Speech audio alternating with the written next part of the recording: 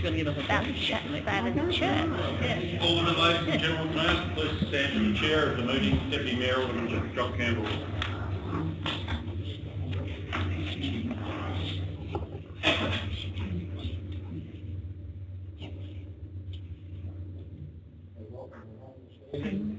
And before commencing, I'd like to acknowledge the Tasmanian Aboriginal community as the traditional custodians of the land on which we meet here today, pay their respects to elders past and present, and advise that this council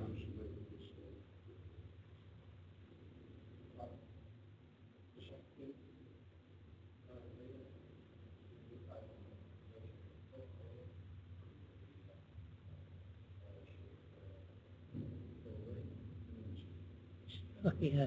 Well, good evening, everybody. I'd like to tell you about a born loser. Young fellow was named Sparky, or nicknamed Sparky, and he didn't have a lot of spark about him in terms of success. At school he was very much below average. He failed everything in year 8. He wasn't any good at sport, and he certainly didn't achieve anything amongst his mates. They knew he was there, but didn't put him down, but didn't put him up either. When he, towards the end of his schooling, he liked drawing. He submitted some cartoons to the yearbook, and they were rejected. He even sent some off to the Walt Disney Studios, and they were rejected too. Eventually he started drawing, and he thought, well, the only thing he knew well was failure. So he drew a cartoon character that was all about failure and disappointment, and that became a famous cartoon, which was Charlie Brown. And of course, you think about it, it was the story of his life. There was a little red-haired girl in it frequently. That was a girl he had his eyes set on since school and never really got to meet her. And the author I talk about, Sparky, was Charlie Schultz, and what an impact he made using his abilities there. And so we might pray that we would recognise the ability of everyone, that we would recognise first of all our own abilities too, that we all have something to contribute to the welfare of our families, our community and our country. We pray also that we would encourage others to develop their characters, to develop their qualities, to look for the skills they have. No two of us has the same skills, but indeed we all come together to combine our efforts to make one whole community. So we pray that we would not put down others, but really lift them up, encourage them to find their gifts and their abilities, and help them to achieve their dreams. This is our prayer tonight through Christ our Lord. Amen. Amen. Thank you.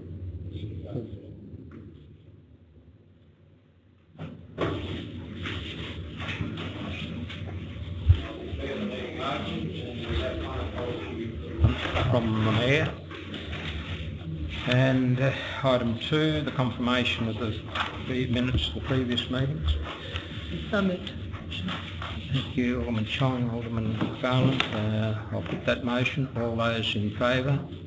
Those against, declare the motion carried unanimously. Item 3, Mayor's Communications. I have nothing to report. Item 4, Council Workshops, the 4th of June and the 12th of June. Alderman Pearce, seconded Alderman Garland. Put the motion, all those in favour? Those against, declare the motion carried unanimously. Item 5, Declarations of Interests of Aldermen or Close Associates. No.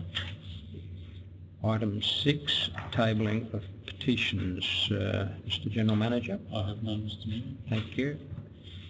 Item 7, public question time. 7.1, public question is taken on notice. Thank you, Mr Mayor. Mr Mayor, we received one question on notice for the meeting. The question is printed in the agenda, but I'll briefly read it. The question is, how did visitor accommodation become a discretionary use in recreation zones in the 2007 Clarence planning scheme? Was it A, from a previous scheme, B, when the 2007 scheme was compiled, C, by amendment after 2007, or D, other method? By response, I would advise that the tourist accommodation was listed as a discretionary use in the recreation zone when the Clarence Planning Scheme 2007 was drafted. A review of the relevant files shows that the visitor accommodation was identified as a discretionary use in the draft scheme when it was under the then title of the Clarence Planning Scheme 2002, incorporating modifications in accordance with directions of the RPDC. And that was dated July 2006. I should emphasise that those that remember that the Clarence Planning Scheme 2007 had quite a lengthy genesis, and the initial copy, or the initial draft I should say, of the Clarence 2007 planning scheme was initially entitled the Clarence Planning Scheme 2002. So that's the response that will be incorporated in the minutes, Mr Deputy Mayor. Item 7.2, answers to questions on notice. Item 7.3, answers to previous questions taken on notice. They are incorporated in the agenda. Item 7.4, questions without notice.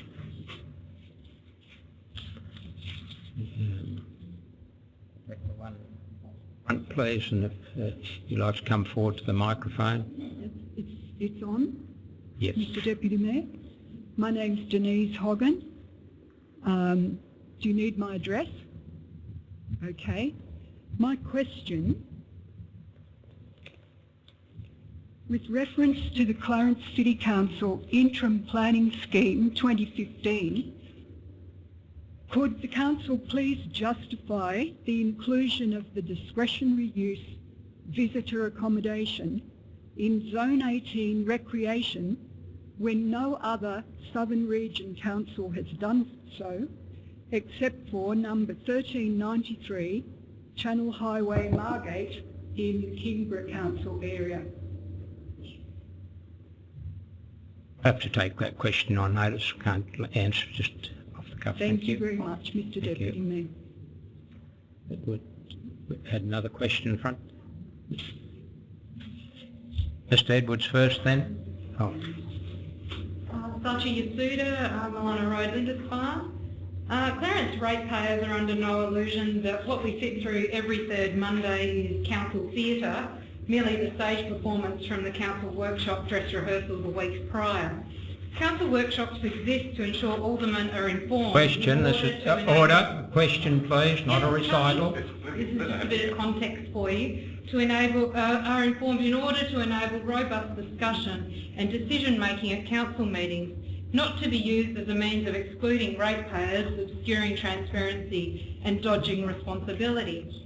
In the interest of transparency and respect for Clarence ratepayers, will council consider making all council workshops This question still has not been answered. the public open to the public? Thank you. No. Order. I'm happy to read it again. Just read it. If there's any doubt about it, please just read the question. Just read it Question. last bit if that would suit. In the interest of transparency and respect for Clarence ratepayers, will council consider making all council workshops, presently held apart from the public, open to the public? Thank you. Thanks, Mr General Manager. Yeah, that's not in accordance with council policy or the requirements of the Act, but it's a matter that council may choose to determine at some point in time. Would there be a time frame for council considering that matter? That's a matter for council. Okay, thank you. Could I get that in writing, please? Yes, sure. Certainly. Thank you. Mr Edwards.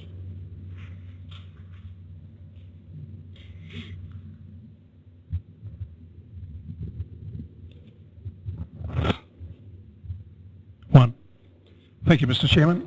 Peter Edwards from the Rosny Hill Friends Network. My question is about Rosny Hill Nature Recreation Area.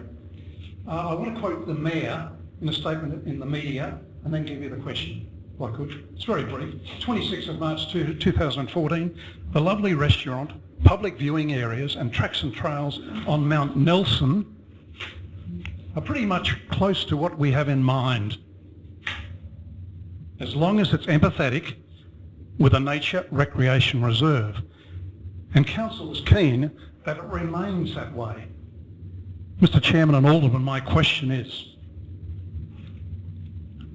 why has Council ignored its vision of a development the size and scale, say, of the cafe restaurant at Mount Nelson, and the description on the original expression of interest, to now accept something like a huge tourism complex that bears no resemblance to the original expression of interest? It's actually 10 times bigger than that vision that the Mayor had 3 years ago. The original vision projected in the expression of interest. Why has that been ignored? Is that understandable? Thank you. Take that on notice, thank you. Thank you, Mr Mayor. Deputy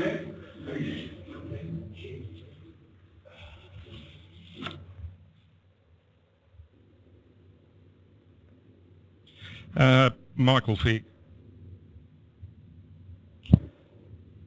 Through the Chair, could I ask the General Manager about council rates? Council rates have been put out to all so-called ratepayers in a local government area. Can you tell me, the first part of the question, are they a tax? Mr Mayor, the rates haven't actually been issued as yet. That's the first answer to the question. Generally. And in relation to are they a tax, the answer is yes. It is a tax? Correct. Okay. I'm glad you said that, because the Australian Tax Office and the Prime Minister of Australia, previous John Howard, stated that it was a tax, and in relation to the GST, he said we can't tax a tax, which you'd all be aware of.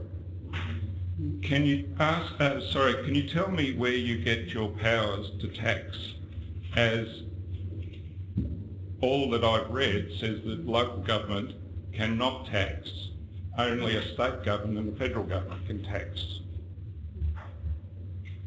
Carter? Through you, Mr Mayor, the section that the General Manager has just referred to is contained within the Local Government Act, which specifically nominates rates as being a form of taxation. No, that wasn't the question. The question was, where do you get your powers to tax when the federal government and the state government are the only two under the Constitution that are allowed to tax? Rates are raised under the Local Government Act as set by the state. Thank you.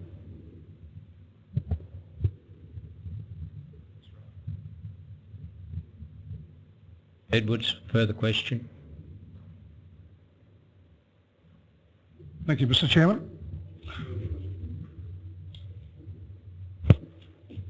Under the Land Use Planning Act, Planning and Approvals Act 1993, affectionately called LUPA, I refer to your agenda item tonight of 11.7.2. I'm sorry, we can't refer to any item on the agenda for this evening, thank you. Sorry, that's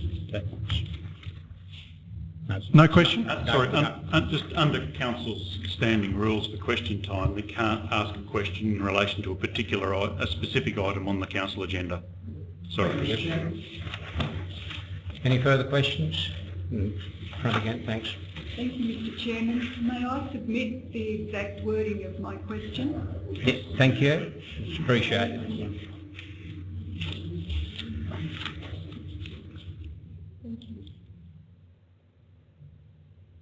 We'll move to item 9, notice motion. Alderman Walker. Thank you, Mr Deputy Mayor. The motion as reads is that Council conduct a workshop to consider withdrawing its membership. Seconder, please. Alderman Garland. Thanks. Withdrawing its membership of the Southern Tasmanian Council Authority. Look, I'll be brief because it is a big agenda. Basically, this pertains to the fact that the STCA's diverse membership means that it often tends to take a lowest common denominator approach, or a level of agreement amongst a very desperate group of members. That perhaps it's not the most effective mechanism for raising issues in the Southern Tasmanian context. That its track record is somewhat questionable. Initially, I planned to make this motion a motion of withdrawal from the organisation, but what I amended it to on reflection was to make it a workshop to discuss this matter further. The way that the levies for STCA are raised, it's basically you're paying membership annually, so we've effectively got 12 months or 9 months, because we have to give them 3 months notice to work this through, to see how other councils also feel on the matter. But I think a workshop would identify us, would allow us the opportunity to sort of work through whether we are being well served by STCA. I think there are things that are within it that may be important to keep going, or things that may be better served at a different entity. Certainly waste strategy comes to mind in that front, but one wonders whether its input into regional planning is being that effective at the moment. So this motion is merely calling for a workshop to discuss this matter further and to really look at whether we're being well served by the STCA and whether it might be better that we withdraw or indeed possibly consider a wind-up. Alderman McFarlane, no. Any further speakers? Alderman Mr. Mayor, Bonberto. I believe that it's very important for us to have the workshop. However, I do think it's important for us to work out how it's going to affect some of the worthwhile projects that are being undertaken by the STCA. And you referred to one of them, which is Waste Strategy South and the projects that are occurring there. And the other one that I think is important is the Regional Climate Change Project and the projects that are occurring under that one.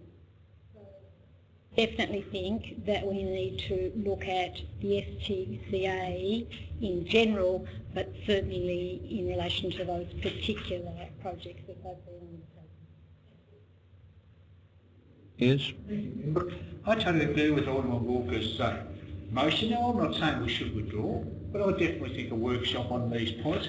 And at that workshop, we may identify things that we're not happy with and take that back to the STCA. Now, as Alderman Bonberto said, yes, there's some very good projects there, but there's no harm in us just reviewing things. Early. Mr Deputy Mayor, I think it's quite good timing to be doing this, particularly when we're talking about the future as far as strategic alliance goes with 3 other city councils, and so we need to put this authority in context with all of the things that are coming up and the changes that might ensue. A reply, Alderman Walker. Yes, look, very briefly, I note a couple of points raised by Alderman Bonberto, and in relation to the topics like regional climate change, one has to ask whether this is something that's best served in the southern thing, or is it something that should be a more of a statewide approach in the local government sector, and hence, something that may better lie with LGAT or a similar entity. Seek support. I'll put the motion. All those in favour? Those against? Appears to be unanimously. Thanks. And I didn't deal with item 8, the deputations from members of the public. Mr General Manager. Thank you, Mr Mayor. Our first speaker this evening is Hilary Killer of Lauderdale, who wishes to address Council in relation to dune erosion, Canberra Street. Can you come forward, please?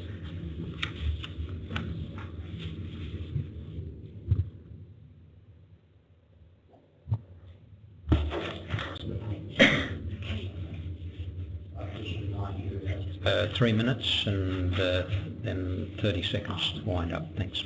Okay, thank you. My name's Hilary Killer, 4 Bamber Street, Lauderdale. Thank you to the Mayor, Deputy Mayor, General Manager and Aldermen for the opportunity to address this meeting and for the responses to the recent email sent to the Aldermen.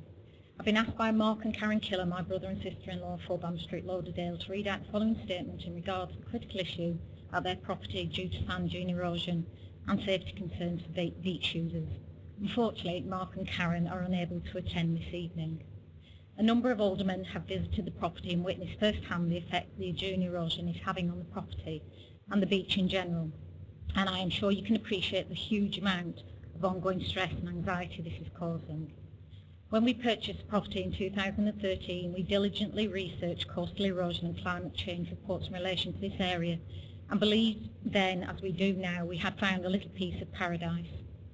From day one, we were proactive in trying to maintain the integrity of the sand dunes fronting on our property with sympathetic planting and protect the dune signage on the boundary fence. In December 2017, a storm eventually resulted in the loss of several metres of dune frontage, along with the huge amount of vegetation we had planted. Since then, the dune has continued to erode and deteriorate at an alarming rate to the point where it is now unsafe to walk to the end of the garden path. Since this event, we have actively lobbied the Parks and Wildlife Department, local members of Parliament and members of Clarence City Council to help achieve a suitable solution to this critical issue. We understand the complexities of Clarence City Council in dealing with Parks and Wildlife Department and appreciate their involvement to achieve a safe and sustainable solution. We have been advised by Parks and Wildlife that their preference would be to let nature take its course. However, owners of adjacent properties have been allowed to protect their homes and land, and we are just asking to be able to do the same.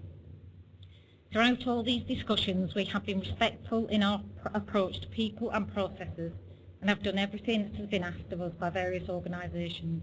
We have offered to make a contribution towards any agreed solution within our financial capabilities in order to protect our property and complement the existing environment. Whilst the storm in 2017 may not have been predicted, further such events are inevitable.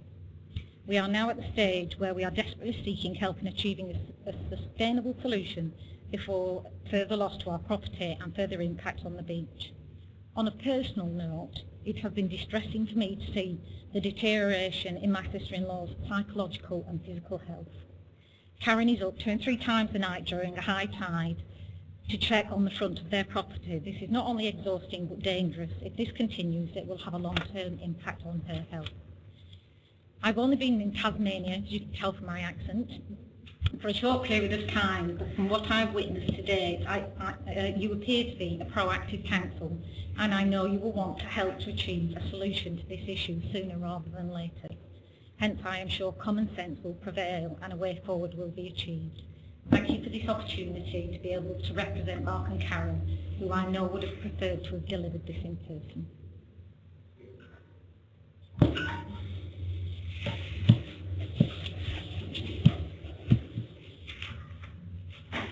Next speaker, Mr Mayor, is Ivica Bologna of Ormond Street, who wishes to address Council in relation to proposed DA at 1 Ormond Street, Belrive. Thank you, Mr Chairman. Thank you, and I'll just remind you 3 minutes and you'll have a warning with 30 seconds to go. Thanks. My name's Ivica Bologna. I'm the owner of the property at 3 Ormond Street in Belrive.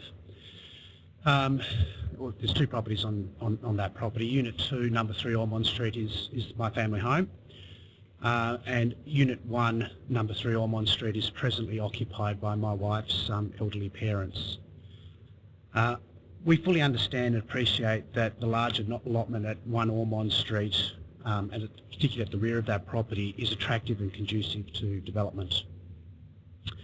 Further, we're completely realistic that the development of this site would likely include a 3-unit development as is presently being proposed.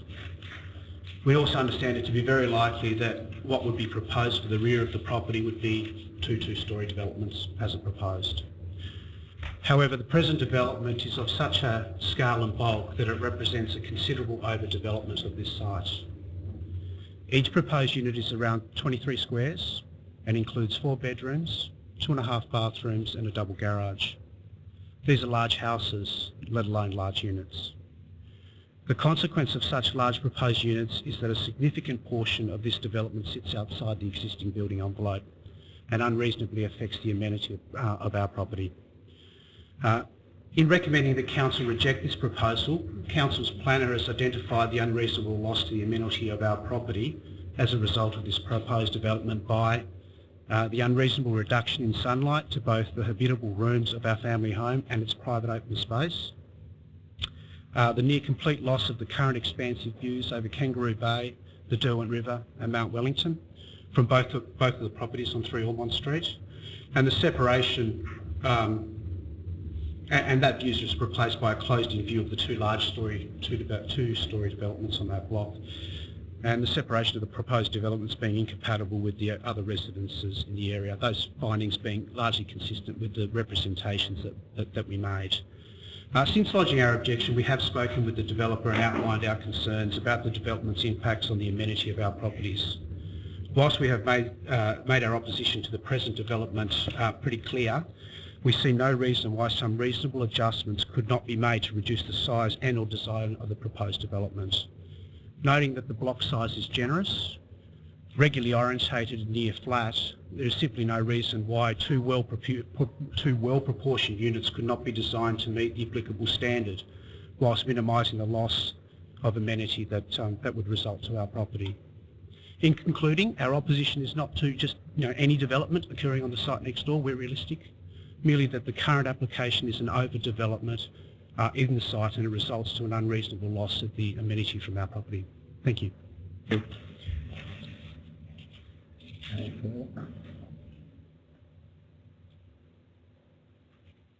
Speaker, Mr Mayor, is Mr Tim Payne of Belrive, who wishes to address Council also in respect of the same matter.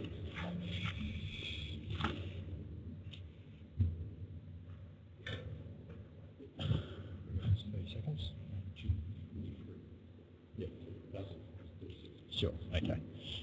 Okay, so this development application is pretty much almost like the tale of the Emperor's New Clothes. Okay, so we know the story of the Emperor's New Clothes.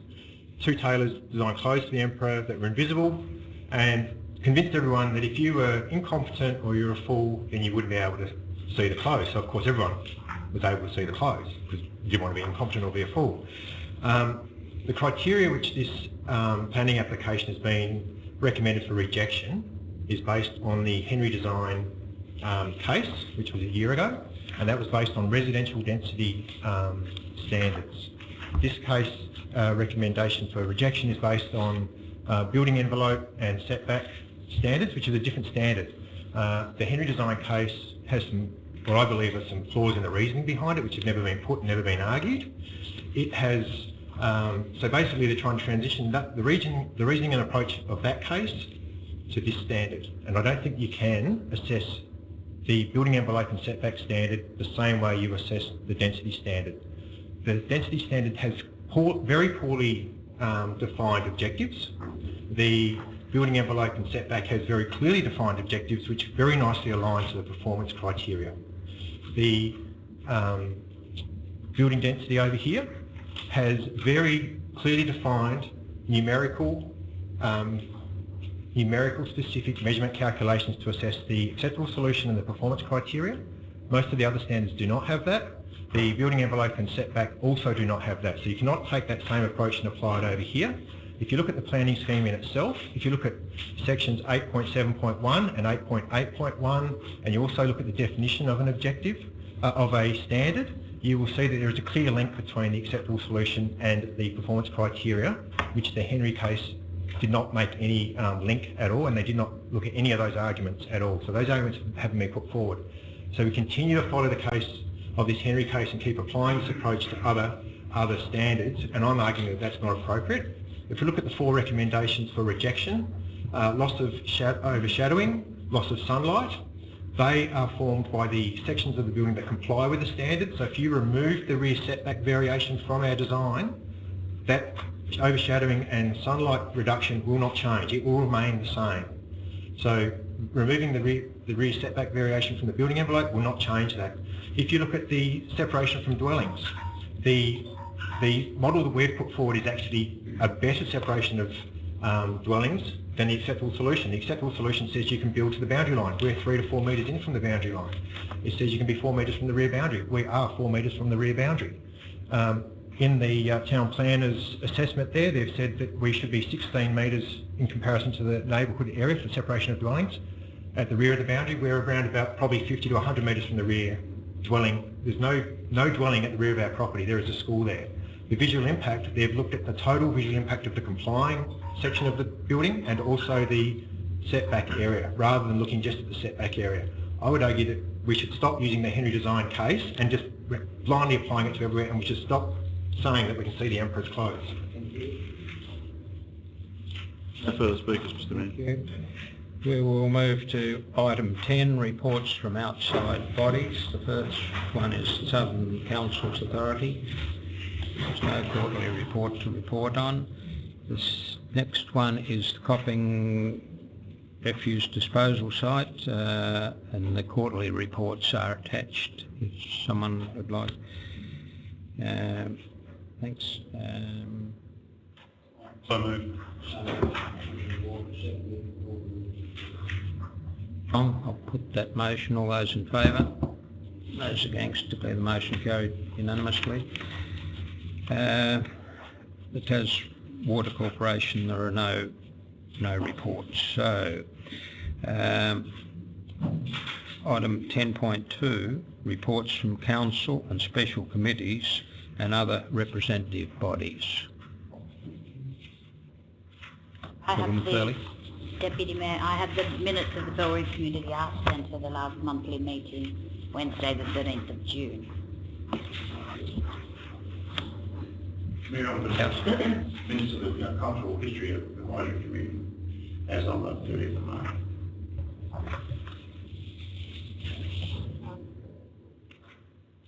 Table the minutes of the Event Special Committee and the Richmond Advisory Committee.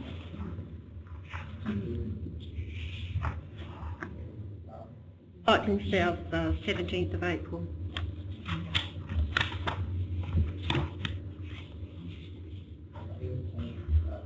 Mr Mayor, I'm seeking clarification as to when I should answer Alderman James's question from last council meeting in relation to the Positive Ageing Committee.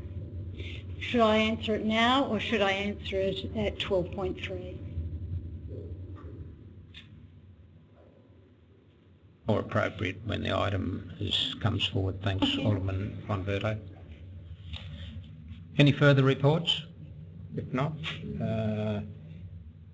item 11 reports of officers, 11.1, the weekly briefing reports of the 28th of May, 4th and 11th of June. Alderman Pears and then Alderman Cusick, thanks. Thanks, Alderman James.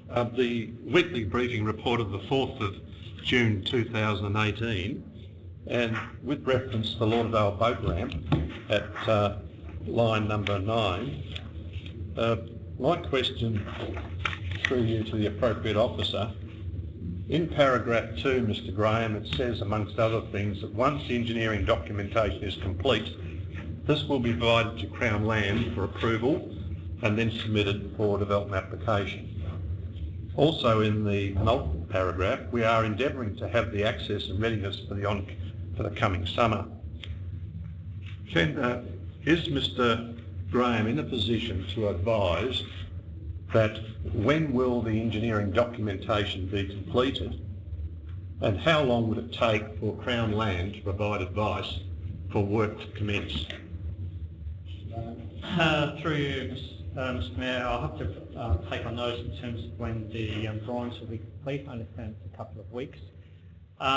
We then go to Crown for consent to lodge a DA. They may require further reports to be provided, and timing in terms of them providing their approval.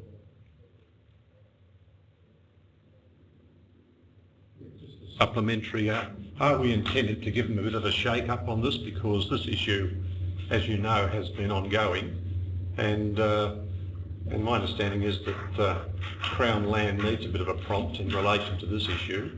Is it possible, Mr Deputy Mayor, through you to Mr Graham, to really get the skids under the department and try to get something done as soon as possible? Through you, Mr Mayor, I can advise Council that once the plans are submitted to Crown Lands, we'll make every endeavour we can to get them to expedite their decision. Thank you. My second comment is in relation to the 11th of June, Mr Deputy Mayor, 2018, and that's page 32 of the weekly briefing report. In that, it refers to, amongst other things, the reduction in the speed limit from 100 kilometres on the East Irwin Highway and to 80 kilometres an hour. The DSG have been advised that they're currently considering recommending to the Transport Commission a speed reduction. And also too, the department intends to consult the community on this proposal in coming weeks. Through you to Mr Graham in his capacity as Group Manager Engineering Services, can Mr Graham advise us as to when the consultation will start, and when, if possible, is he able to say that the matter will come back to Council in advice form? Through you, Mr Mayor, I have no further information other than what's provided on the written report, but I'll contact DSG and provide further advice. Yeah. Alderman von Berthe. Mr Deputy Mayor, I seek leave of council to move item 11.7.2, the Rosny Hill Nature Recreation Area Expression of Interest and Development Process, from where it is on the agenda under 11.7 Governance to proceedings 11.3, the Planning Authority matters. And I'll second the motion. As this is a procedural motion, I'll put the motion. All those in favour? Those against? Thank you. Motion carried. Yeah. I'll put the motion on the receiving the weekly briefing reports. All those in favour? Those against? Declare the motion carried unanimously. And move to item 11.2, the determination of petitions from previous meetings. And there is the petition 11.21.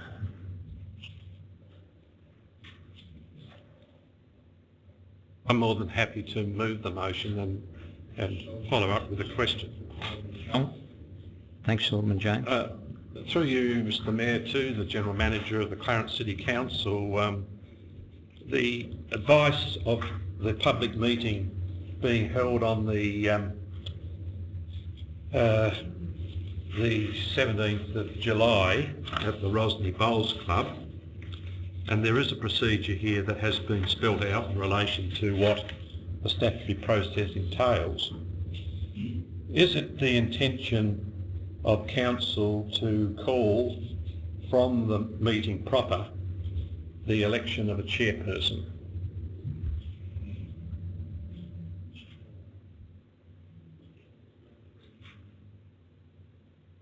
Through Mr Mayor, I have no advice at all from Council as yet in relation to that particular matter, and I suspect I'll need further discussion with the Mayor as to be able to respond to that. But the agenda as such hasn't been set, and I'm not sure how the chairman is going to be appointed at this point. Yeah. Alderman Chong.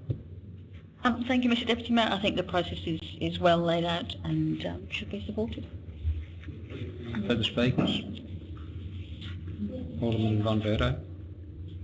Mayor, I'm going to consider this matter in relation to the general and the particular. And as far as the general is concerned, Section 57 of the Local Government Act, Part 3, says that an electronic petition means a petition where the petition is created and circulated electronically and the signatories have added their details to by electronic means. And a paper petition means a petition where the petition is created on paper, which is then circulated and to which the signatories have added their details directly onto the paper. And then signatory means, in the case of a paper petition, a person who has added his or her details to the paper petition and signed the petition. And B, in the case of an electronic petition, a person who has added his or her details to the electronic petition. It's important that I read those sections out because I believe that before the recent changes to the Act, When council received only hard copy petitions, councillors and the General Manager could be reasonably well assured that an actual person had signed the petition due to the different handwriting, the different signatures and the use of different pens. Surely, for council to be similarly assured with an electronic petition, there needs to be some form of electronic signature. At least an email address, and better still, a time and date IP address.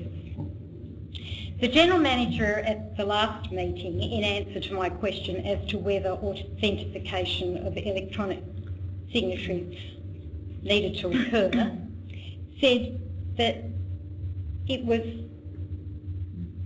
of concern that we were not imposing requirements not detailed in the Act, and that we were not seeking to apply a higher standard than the papered petition. When I look at the Act, I actually believe that we are not doing those things. The General Manager also noted that the change to the legislation is vague and deficient in its clarity.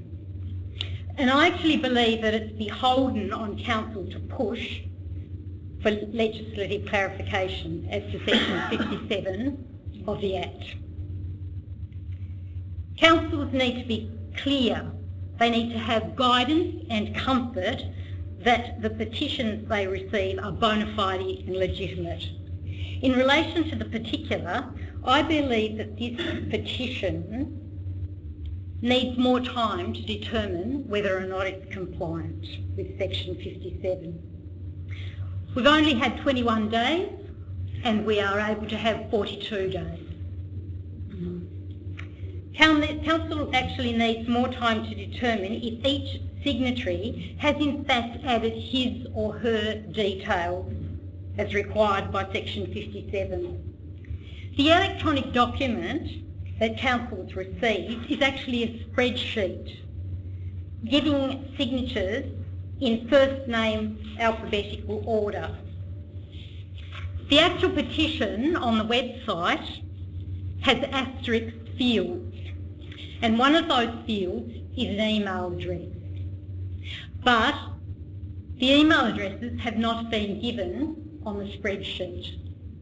I actually believe that we need at least the email addresses, and as I say, ideally we need to have a time and date IP address for each of those particular signatories. Thank you. Thank you. Any further speakers? Alderman Kirsten. Yes, thank you, Mr Mayor. I'm a little bit confused by Alderman Converto. I think she's inferring that the General Manager's advice that the petition is compliant is not necessarily right. I think we rely on the General Manager's advice that the petition is compliant and we move on with the resolution, with the motion. Alderman Pearce. Thank you, Mayor. Look, as far as I'm concerned, the ratepayers want a meeting and I'm quite happy with that. I'm very happy with that. And I'm not quite sure why Alderman James is a bit worried about the chairman, because I really hope we have an independent chairperson. I hope it's a good meeting, because one-on-one I'm talking to people, and some give me good reasons why this development at Rosny Hill should go ahead. Others give me reasons why it shouldn't, and they're both very good when you talk to people on one-on-one. So that's why this meeting I think is very important, so we can get a gauge. I don't just want a shouting match. I want people to tell me why they don't want it or why they do want it. And that's why, personally I believe an independent chairperson who all sides got confidence in, and let's get on with the meeting. Further speakers? Alderman McFarlane. I too support having a meeting. At this point in time, I acknowledge Alderman Vonberto's comments and have some agreement in the statement. However, at this point in time, the online petition did not request email addresses, and so therefore I think it's difficult to ask for that. Point of order, Mr Mayor, it did. Pardon? Pointed out that Alderman Vonberto has pointed out that it did require it. Thank you. Anyhow, continue. Oh, it did. Thank you very much for that. However, in light of the fact that council will be calling this public meeting, I believe that the Mayor does have first preference for running a public meeting. However, in light of the fact that we're also a planning authority and maybe assessing a DA, that predicament causes us to then look for an external, unbiased arbiter. So within the context of where we're going with this, I believe that the current proposal is fine, and that the interaction with the public will lead to a much better understanding of process. Further speakers? If not, Alderman James, right, a reply? Yes, look, Mr Deputy Mayor, the vetting process has gone through the stages, and the General Manager had the time with his colleague, the Corporate Secretary, to go through and check those signatories in order to make it a valid petition.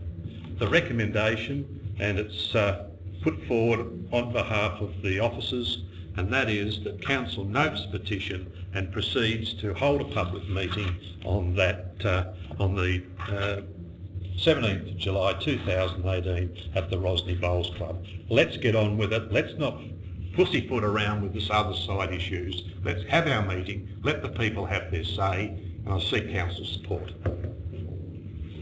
Here, I'll put the motion. All those in favour? Those against, declare the motion carried.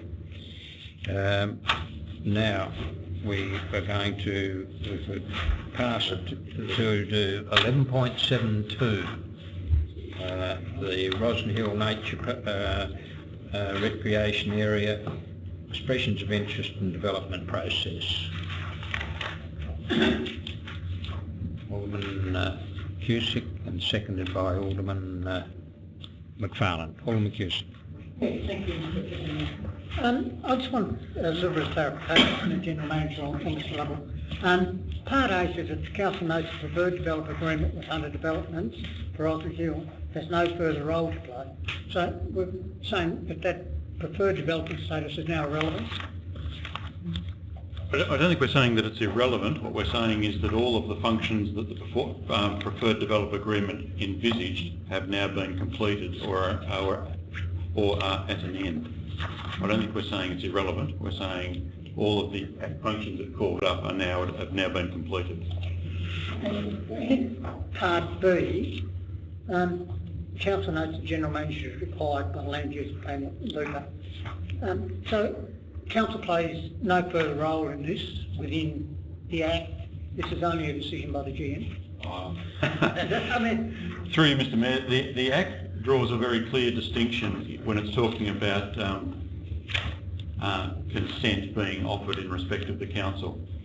I suspect what was in the mind of the drafters of the legislation was that they provided for that power to be exercised by the General Manager, in the sense that I think it's probably fair to say they were trying to ensure that the Council, who also happened to be the planning authority, weren't acting de facto as a planning authority in terms of giving that consent or not. They were trying to separate, I think, sort of the almost an executive function as distinct from a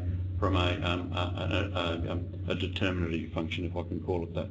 So I don't know for sure that that's what's in their mind, but logically that's how I've always understood it. Thank you. Alderman McFarlane.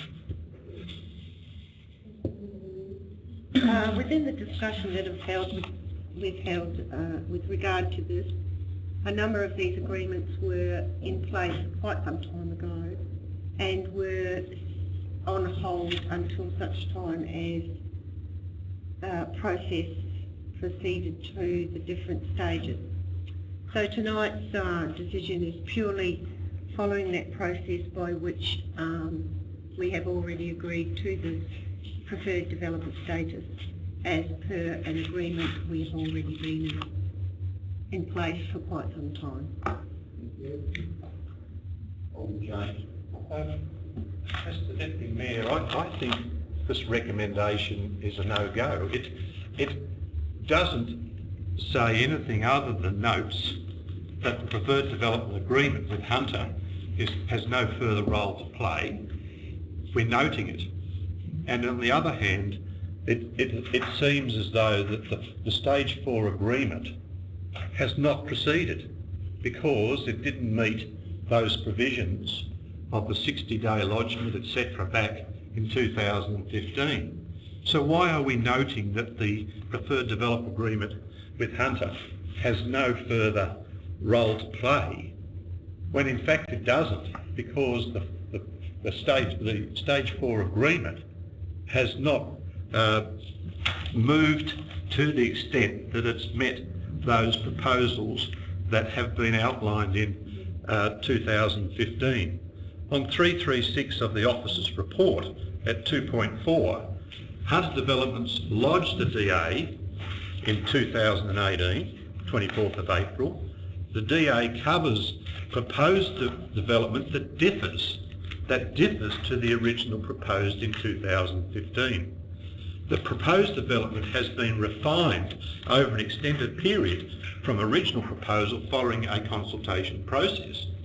So we don't have what was the original DA because it didn't proceed at that time to get the tick in the box to be a valid DA.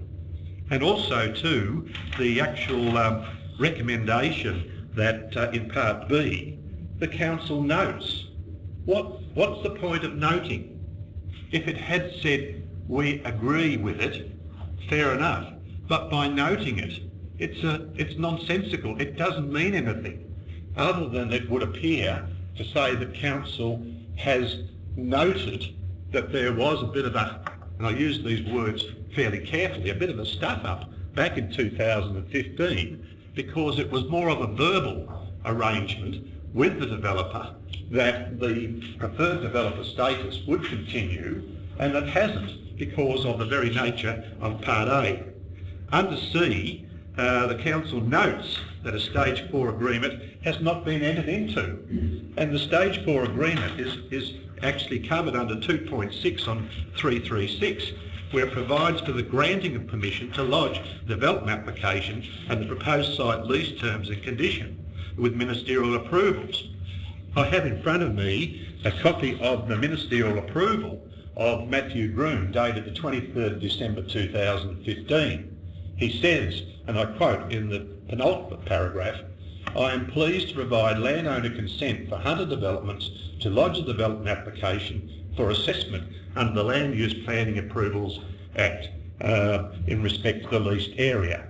This is no longer valid because we have been told that the department or the minister or his delegate have not provided consent because this is out of date and it no longer is valid. So in other words, in order for this DA to go ahead, it needs two things to happen. Firstly, it needs the General Manager to provide his consent to lodge the DA, and most importantly, the Minister of the day or his delegate to provide consent for the lodgement of the DA.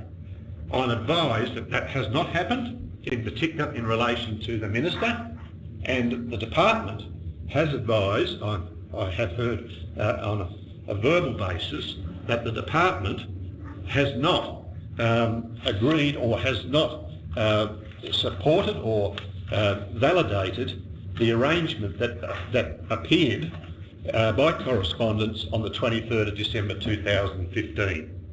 So this motion that's before us is a nonsense. It doesn't do anything. What does happen, or what will happen, is that we need, if this is to go ahead, to lodge the DA, we need to have the Minister's consent to lodge as the landowner. We've got the managing council, and presumably that consent may be given. It may have already been given, I don't know.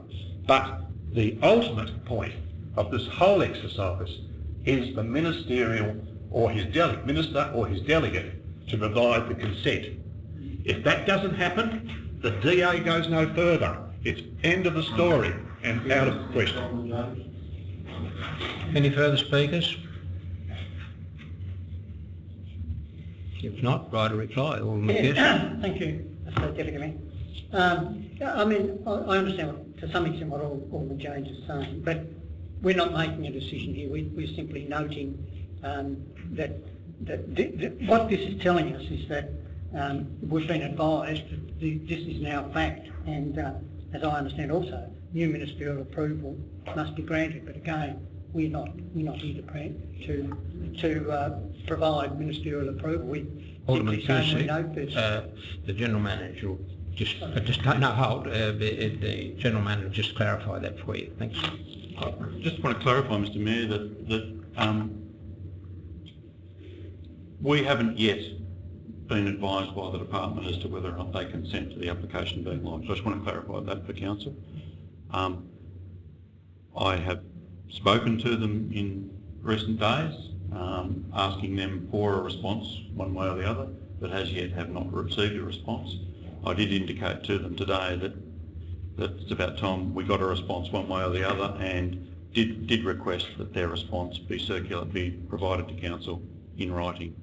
So I just needed to clarify that it is on the advice of the department that the letter from then Minister Groom back in, I think, January 2016, where he did provide consent for it. I think on the advice of it's on the advice of the department, again, not yet in writing though, but on the advice of the department, that is because of the affluction of time and the change of government, etc. Sorry, a new government, if I can call it that, rather than a change of government, that consent is no longer valid. So we are awaiting advice from the Minister and or his delegate. I just wanted to clarify that for Council. Yes, thank you, Mr Deputy Mayor. Yeah, no, I'll support this motion simply because it is informing us of what the current situation is, not asking us to make any decision on Rosny Hill at all. Thank you. I'll put the motion. All those in favour? Those against? Declare the motion carried. And now advise the Council sit as a planning authority. Thanks.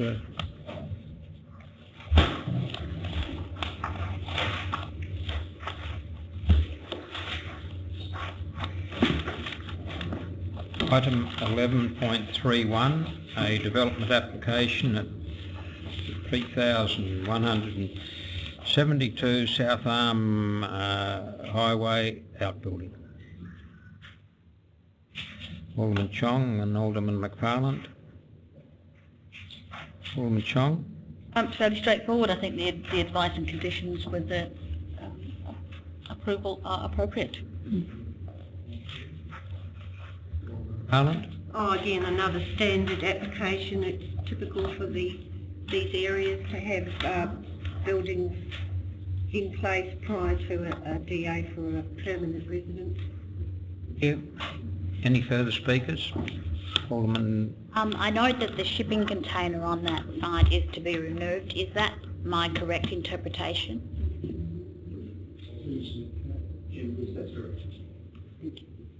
Any further speakers? Right to reply, Alderman Chong. I'll put the motion. All those in favour? Declare the motion carried unanimously. Item 11.32, a development application at 34 Corula Road, Lindisfarne, additions and alterations. Alderman McFarland and seconded Alderman Walker. Alderman McFarland. Once again, this fits the criteria, and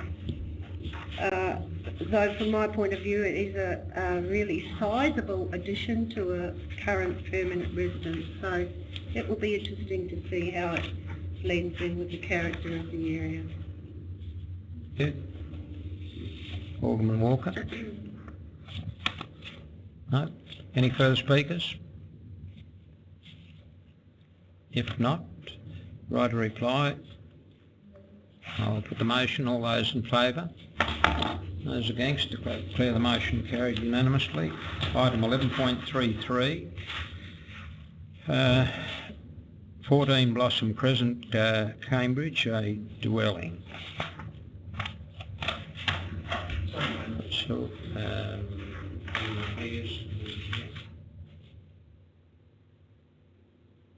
Yes? Yeah, I've read this and I think it's fairly straightforward in this area. Alderman here? No? Any further speakers? Right to reply, Alderman Pearce? If not, I put the motion. All those in favour? Those against? Declare the motion carried unanimously. Item 11.34, a development application at 1 and 5 Cologne Drive, Oakdale, with access over 2 Cologne Drive, 7 multiple dwellings. Alderman McFarland. Seconded Alderman Chong. Alderman McFarland. This is a sizable development in that area, and it is situated on a very steeply sloping site.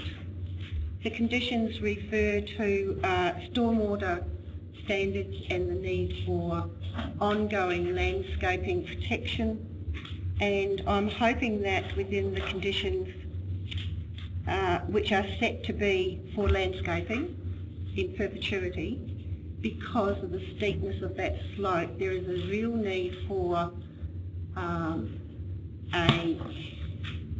management routine that happens annually for inspection, etc. So I hope that the staff, when they're looking at the landscaping, actually set permit conditions that have review status within them for council to be able to regulate. Other than that, it will look very different to the current housing stock.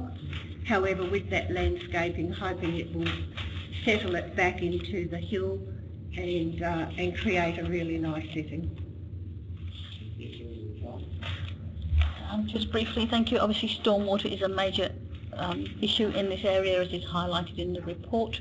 There are what appear to be suitable conditions put on, and I think it would be an appropriate development. Yeah. Alderman James.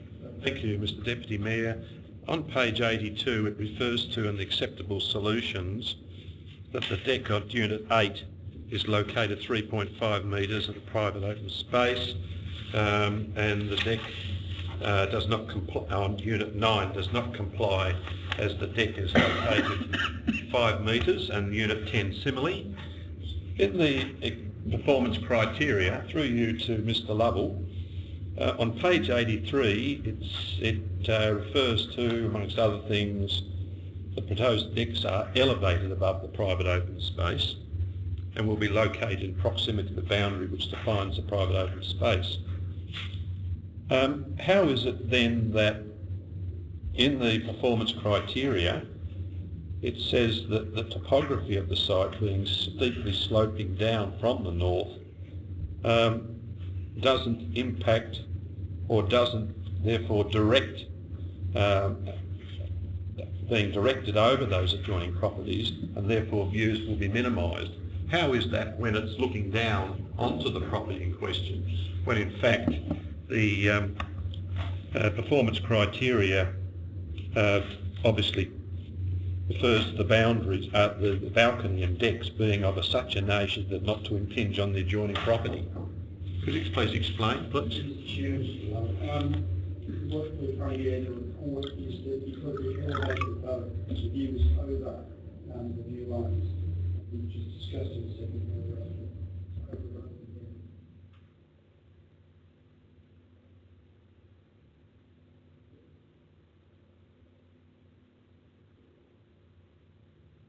Further speakers? If not, right to reply, Alderman McFarland. Thank you, Deputy Mayor. I support the recommendations, and I hope that in the second run, for the lot next door, we have similar landscaping to go with that, because this is not just a site separated from another site. I think in the long run we really need to look at strategically at both sites. However, we've only got the one tonight, but it's quite suitable in its outcomes for views and landscaping and stormwater. I'll put the motion. All those in favour? Those against? Declare the motion carried. Item 11.35, a development application at 1 Ormond Street, 3 multiple dwellings, 1 existing, 2 new. Alderman Hume. I'll move the officer's recommendations. Alderman Hume, thank you. Seconded by Alderman James. Thanks. Alderman Hume. Thank you, Mr Deputy Mayor. Look, I think what this comes down to when we look at the deputations that have been provided by the developer and the representative, one of the key questions, or probably the key question for this development is the principles put forward in the Henry design case. So just to explain what the Henry design case provides, and I've been considering this one very carefully because there's a lot of sort of legalese around this, and so I had a look and read the Henry design case. And what it provides, and it also needs to be recognised that since that case, the tribunal has relied on the same reasoning for a number of subsequent developers. In fact, they've been quite consistent in providing that reasoning. And that is that when you look at the compliance with the standard within the planning scheme, you need to treat the acceptable solution and the performance criteria as completely separate. In other words, you don't consider the acceptable solution as to have any relevance to the amenity issues that are covered by the performance criteria, because the acceptable solution is just a number. In the Henry case, the tribunal refers to it as being akin to a bomb which, when detonated by compliant development, obliterates any and all non-numerical planning considerations, peripheral to whatever that consideration is. In the Henry case, it was density, but they basically adopted the same principle in relation to other standards in the scheme. And one of the things that the Henry design case noted is if you deal with the amenity impacts only so far as if you relate the performance criteria to the acceptable solution, then you're basically creating an argument to say, if a development is non-compliant, if it's wildly divergent from that solution, but it's okay if it's not only slightly divergent, it then creates this argument that the acceptable solution is acceptable in all cases, and that's clearly not the case. It depends on a lot of other considerations. I think the reasoning in the Henry design decision is sound. Having said that, though, I think it must be recognised also the legal and planning expertise of the members of the tribunal. And I think it's reasonable for us to take an approach where we follow the interpretations that the tribunal has set. We are not bound by, there's no such thing as precedent in planning decisions when it comes to the tribunal, and therefore we're not bound by them as precedents. But we take the approach, it's reasonable to take the approach of using the tribunal's interpretation because we need to understand whether our decisions are going to stand up in the tribunal. And the question is, do we around this table have the expertise to provide an argument that challenges the reasoning in the Henry design decision? Now, I think if such an argument is to be put and such an argument is to be successful, then that argument can be made in the tribunal and the tribunal can look at that in detail. But having looked closely at the Henry design decision, I think the reasoning is sound, and we need to consider the performance criteria on their own, independent of the acceptable solution. It's a very interesting recommendation that the officers have made, and I believe it's the right way to go in relation to this for a number of reasons. In the recommendation, they have made the comments, and that is that, and they've used the word amenity, which I find is quite interesting in as much as that I've read the interim planning scheme, and I've spent a lot of time on the definitions, and amenity is, in my view, a very broad brush approach to encapsulate what the 4 dot points on page 113 are about. And A1 obviously refers to clause 10.4.2p3 of the planning scheme, as it would cause unreasonable loss of amenity by. And they've gone through, the officers have gone through and basically covered all those areas within the performance criteria. And I do not agree with Alderman Holm when he said that there's not necessarily a precedent has been set in the tribunal, but it's probably a very interesting way of putting it. When is a precedent not a precedent, and in fact, when are some of these decisions, like the Milana Road one or the Howrah Venice Street one, not taken in consideration when council, the officers, and some of us, in fact, are trying to make sure that the bulk size and scale of a development, the visual impacts on the neighbouring properties, and the reduction in sunlight, are really important issues. And it does give some indication to the populace at large that the planning scheme and the interpretation of the performance criteria do in fact give some degree of flexibility in being able to have a recommendation put up, and we don't get many of them, in this case for refusal, because of one of the key aspects that has been addressed in this and the officers, and that is the amount of sunlight that in fact is being, or the overshadowing and the loss of sunlight that is in fact being quite prominent in one of the reasons for the officers to reject, to put forward this refusal. And we've always, and most of us, have zeroed in on this question of in relation to this loss of sunlight, and it's very, very limited in that 3 hours of winter solace, because of the very nature of, if you have 3 hours of winter solace, then really you get over one of these key matters in relation to whether or not a particular proposal gets up or is refused. I think this covers all bases. I think that the basis of linking acceptable solutions with performance criteria is not the way to do it. And I know that one of the presenters made that comment earlier. We have to delve into, or sort of wriggle down, if that's the word, into the performance criteria and make sure the performance criteria address these concerns in relation to privacy, over development, etc. This particular motion has got it right, and I support the recommendation.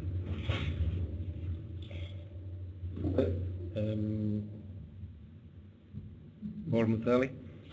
I'd just like to say that I support the officer's recommendation based on the 3 points first mentioned in there on page 113. We often make decisions around this table to accept a development application if it doesn't impede on sunlight in excess of the 3 hours basic limit. So this is a considerable depletion of sunlight, and overshadowing and reduction of sunlight occurs. And we heard both sides presenting deputations tonight, and one of the comments I picked up, which I think is probably what will happen, reasonable adjustments could be made to make this right. And I think that there can be cooperation between the two where there is a solution arrived at. Thank you, Mayor. Look, when this first came to my notice, I went down and had a look. Actually, I had to read this a couple of times, and I've been down to the site 3 times because I like the design of the units being proposed. I do like that. But when you actually see the site, you can certainly understand why the officers have recommended the way they have. And I think they've done a pretty good job on this. I think they have got it 100% correct. like Alderman Thurley said, I'm a bit surprised just a couple of minor adjustments I think would have put this through. And, you know, I'm supporting the recommendation for refusal because I think that's correct. I'm sure the applicant will go away and make some minor adjustments, and that's all it needs, and then come back to council. But at this stage, I certainly support the objection because I could see how they would be affected.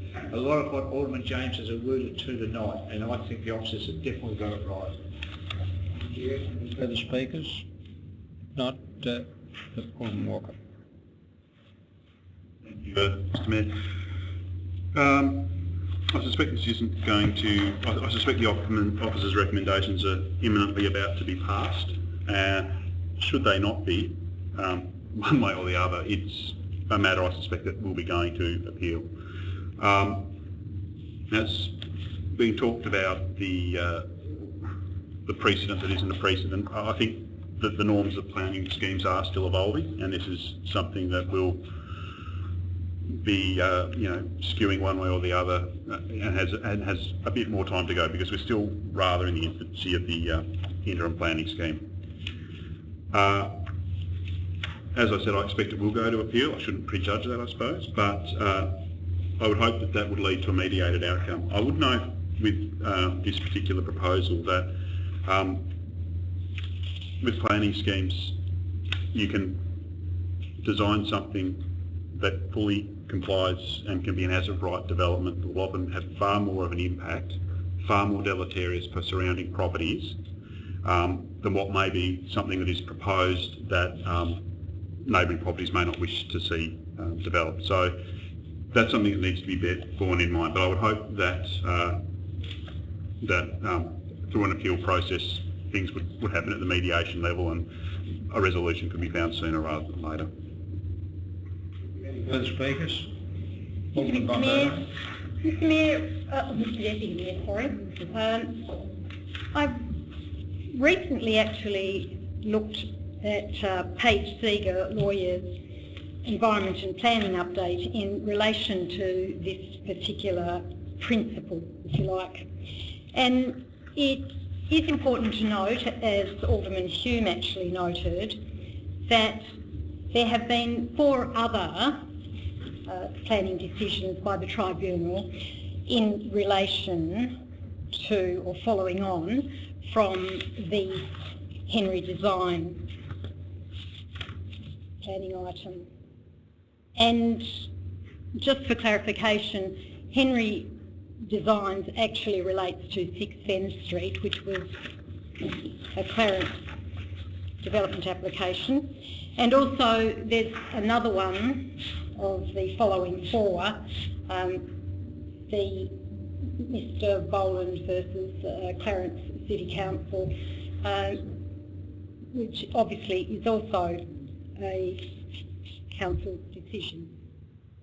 I think it's important to note that Page Seeger actually comment that there is 1, possibly 2 challenges in the Supreme Court, and that the Tribunal seems to be actually setting a precedent for itself. However, I think it's very important to note, as Alderman Hume noted, that it is not setting a precedent for us, but it's really important that we are cognizant of the decisions of the Tribunal. And I think it's quite interesting to note that this article from Page Seeger actually says, what should I do as a result of this decision? And it says, as the decisions of the Tribunal stand, project managers, consultants, proponents and planning authorities that are called upon to assess proposals against performance criteria should 1. Avoid referencing or referring to the corresponding acceptable solutions in that assessment, and 2. Approach performance criteria as standalone control. And I believe that in this case that is exactly what we have done. Thank you.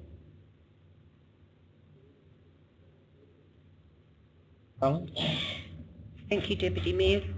We have often in the past used tribunal decisions as the basis for Council's future decision making on the grounds that when we have complex issues to address, we take it that their estimable views are ones they will follow if we judge differently.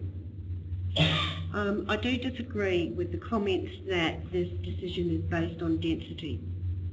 From my reading of the report, I feel that the refusal points are based on current needs. One in context with sunlight, where the current situation is that the habitable room only receives 3 hours sunlight as it is, and so any overshadowing will take it below the level of a legislative requirement.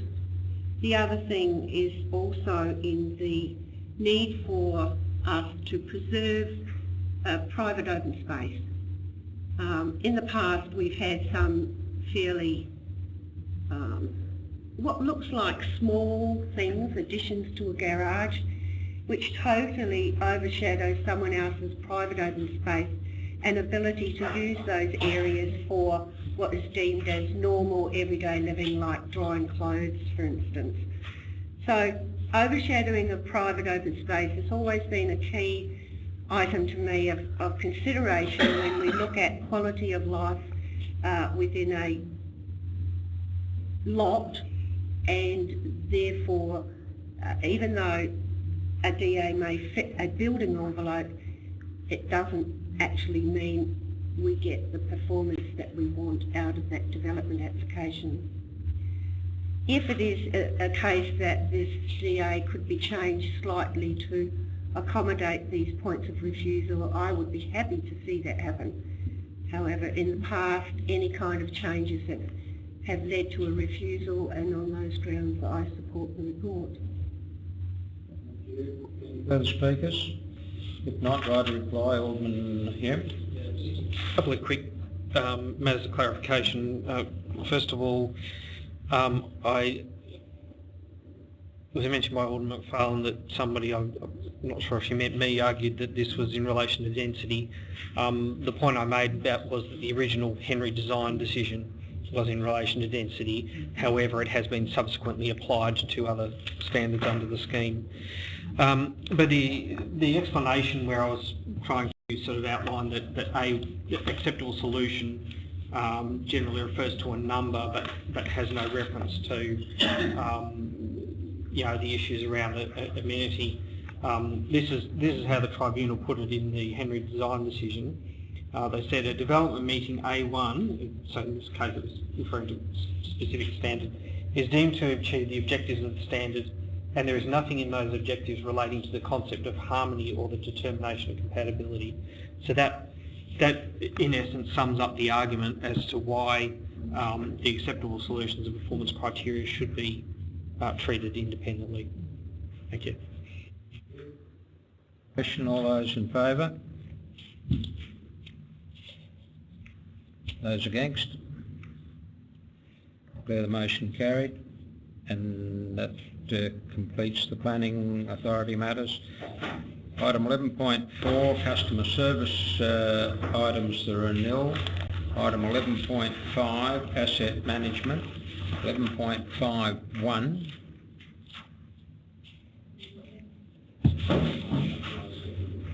I'll second it. 11.51, grant deed approval of Clarence mountain bike. Alderman McFarlane. I withdraw it. Mayor, I voted against the motion and I seconded Change of heart in the planning. I wouldn't lose any sleep over it, thanks, Alderman James. Okay, of course you can.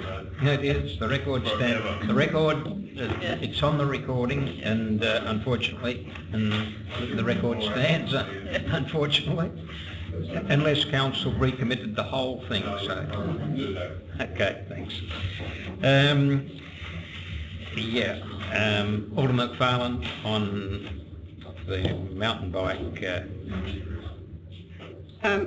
I am so happy to stand for this recommendation. It has been a long time coming that this grant deed has finally come to the table of council. Council has invested a lot of money in the mountain bike park scenario and all of the attachments that go with it. And it is really good that we get to the stage of finally coming to an agreement with the park. And I do have a personal request to turn the heater on, please.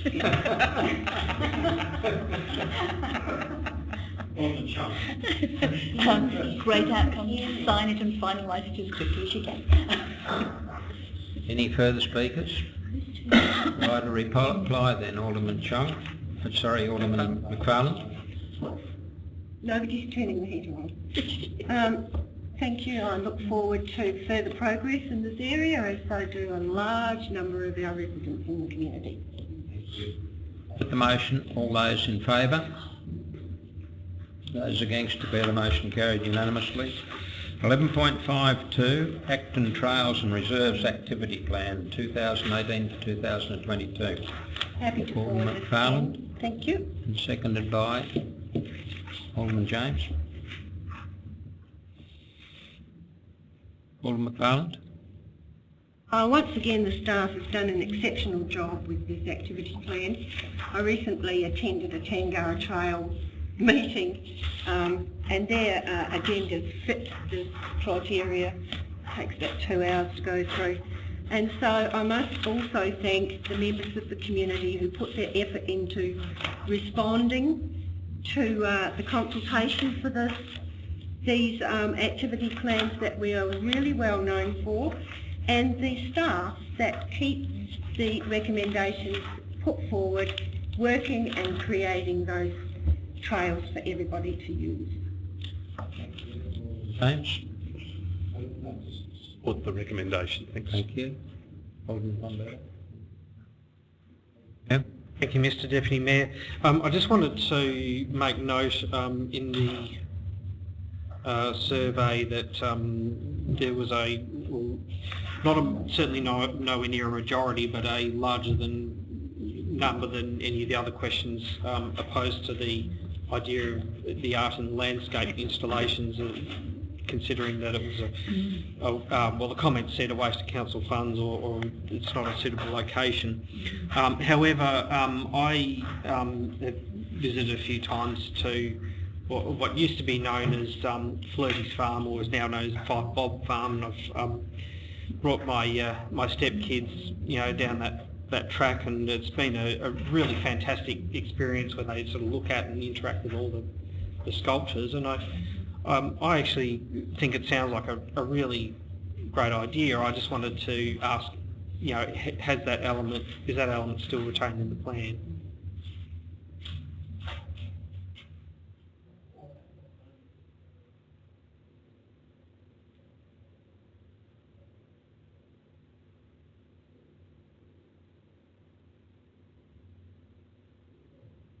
That'll be a matter for later sort of council advice and decision. Oh, thank you. Further speakers? If not, write a reply, Alderman McFarlane. Just to respond to the question about art in the environment, I think that Clarence has a number of fairly well-known sculptors and artists, and there are often areas where there are trees and rocks and special corners of sections of trails that we have, or tops of hillsides where consideration of artwork would produce a means to an end, a reason to go there, or an extra thrill to the environment. And we have got artwork in our community down at Montague Bay, which we had put there for the centennial for the bridge collapse. And I think, yes, that people do appreciate art in the environment, and it just depends on whether it's designed to suit a particular idea or actually has a working ability, is what I would like to see. Things that actually involve people within that establishment and make it work for people, so it's not only something they go to see, but something they use. I support the recommendations. All those in favour? Those against, declare the motion carried unanimously. Item 11.53, Roaches Beach dune replenishment works. Alderman Cusick and speaking.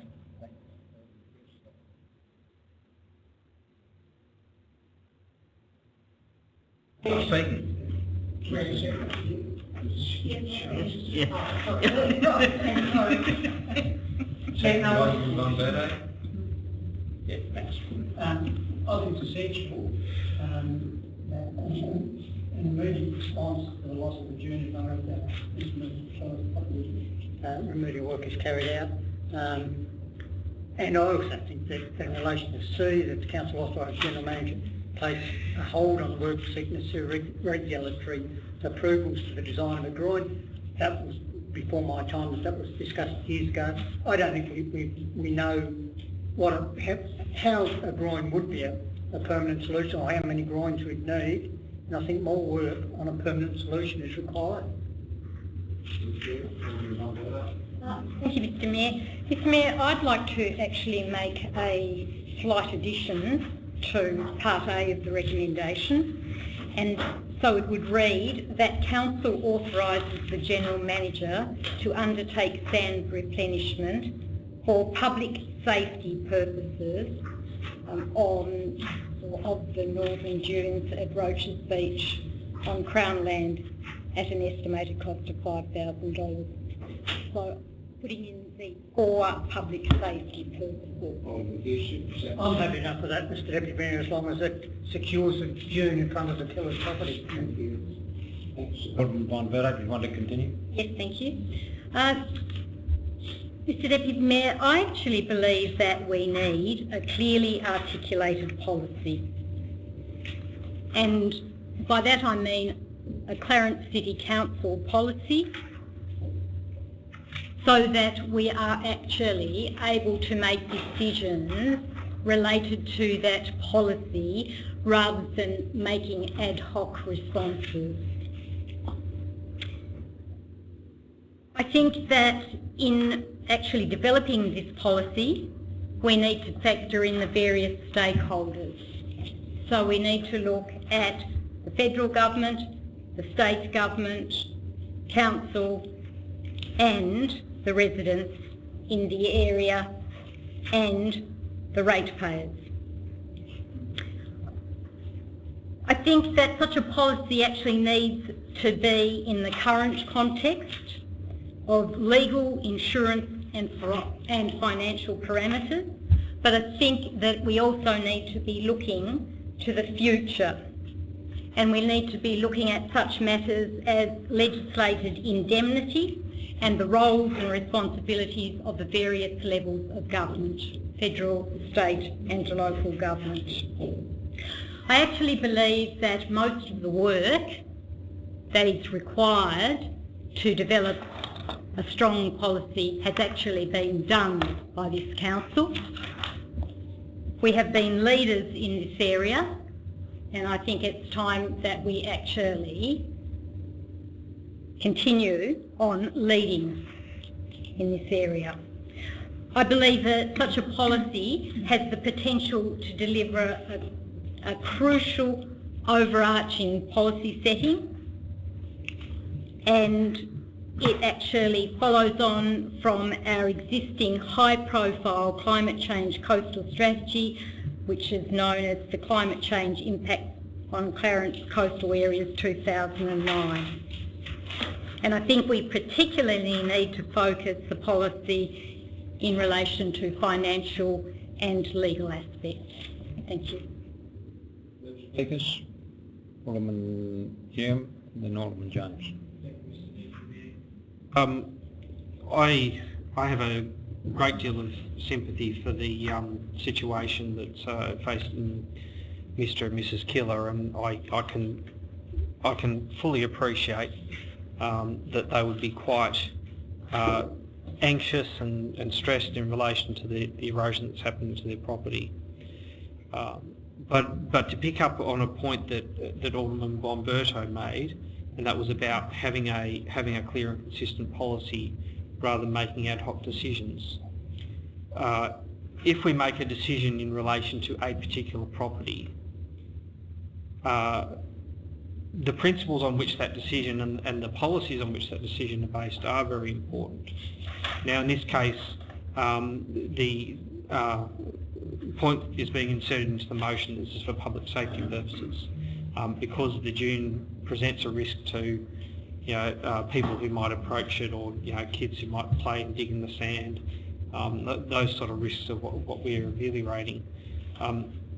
We need to be cognizant of the fact that when we do take an ad hoc approach, and if we say we're going to deal with a situation in relation to a particular property, that what we are setting up is an expectation that when a similar event happens to another property, and then another property, and then over the course of time it could be hundreds of properties, as natural processes take their course in the coastal roads, we need to understand that it's not the cost of that one remediation or one activity that we're factoring in, but the expectation that creates. If we then take the same approach, we could end up having to multiply that cost hundreds of times and thousands of times, and that's something that we need to take into account if we're going to account for the costs of protecting properties.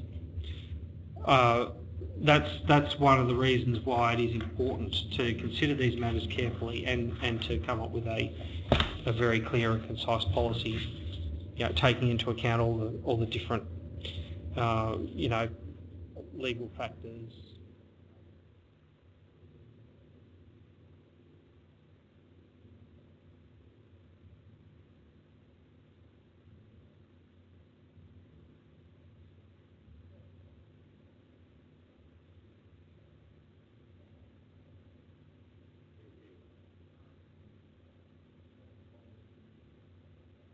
Drawn out. For instance, Alderman von Berto mentioned it needs to be a clearly articulated policy rather than ad hoc decisions.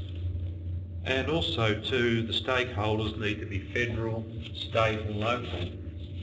Policies can go on and drag on and on and on, and we lose sight of the fact that reasoning and common sense ought to come to the fore here and be considered in reference to a person's property at 4 Bamborough, which is on the brink of collapsing. It's the only property at that corner of the reef, or at that corner where it abuts the walkway, that is in question at the moment. I mentioned at the workshop that there's a 25-metre buffer between the the sand dunes and the properties that abut along the back of the properties there on Bamborough Road. Number 4 is the only one that is susceptible to lose more of their land, and by just implementing, for safety reasons, an ad hoc decision, that's all it is, ad hoc, by scooping up a bit of sand and stuffing it up in the corner there, where at the next high tide it will be swept out. So we go back again and we put another $5,000 worth of sand into the corner, and the next high tide is swept out. Surely to goodness, in this day and age, we need to think about people's property, about their livelihood, and about their standard of living, in as much as that the council, notwithstanding it's part of the Crown land arrangement, or it's owned by the Crown, we should be able to write to the Crown land and say, look, we think that something ought to be done now in relation to this, and that is, in my opinion, seek approval from the Crown to put rocks into that corner, as it's done outside number 1 and number 3 Bamborough, because the rocks have stopped the actual erosion of those properties, Okay, the beach has been somewhat reduced at high tide, but nevertheless, it has happened in relation to those properties. Why can't we do it for one other property, seek approval from the Crown, and I'm sure if Council decides to take on board the approval that the Killers have suggested that they would pay or make a contribution towards this, then I think it's a win-win for everyone. But by just throwing $5,000 into the air, and that's really all it is, by thinking as a long-term strategy, or in the words that's been mentioned, a policy which would include short-term measures and for short-term gains. I would like to be able to support a couple of these aspects of it, but it's been locked into the recommendation. And I would like to support B, and also, excuse me, in relation to Part C, which is to place on hold the work for the Trail Groin, and then to write the Lauderdale residents outlining. But no, it's been dropped into this recommendation, and because I do not agree with Part A, because I think it's a waste of money, I have to, and again, I'll probably be the odd one out again, but what the heck, I've been doing that for a while, but on the basis of reasonable and common sense reasoning, that's why I do it, and that's why I'm going to not support this recommendation.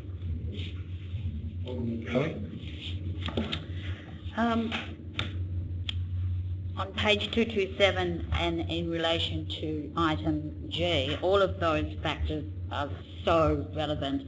But I think what this whole issue highlights is the fact that there isn't a consensus between the state government and local government, because this is a big issue. For Clarence, they have massive areas of coastal areas, so this incident has highlighted what is going to be possible in other areas, and I think we really have to push the state government to come on board and assist with a solution for this. And the Bambara is going to be hopefully trialled and hopefully have some success, and this recommendation is trying to give that more impetus.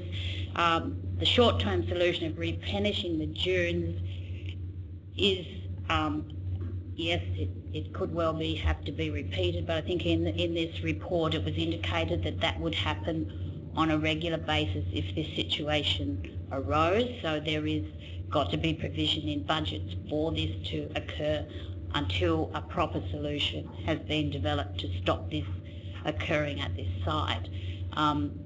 We feel for residents, obviously the situation that was outlined to us tonight was sort of quite heart-wrenching, and it is essential that Council undertake some work which doesn't actually indicate its liability in this area at all. So we do need policy, we do need direction, but what I note on item 3.2, Office of Crown Land Services have advised that coastal erosion on CLS land is a natural process, and the department is not in a position to provide financial assistance for coastal mitigation works. Well, that's all well and good, but the unfortunate thing is for Council that we constantly need state government approval to do anything, and they're not cooperative. I mean, they make it look like we take forever because we're being held by another entity. So it's extremely frustrating, and we are the ones in the public eye that cop it because we look like we're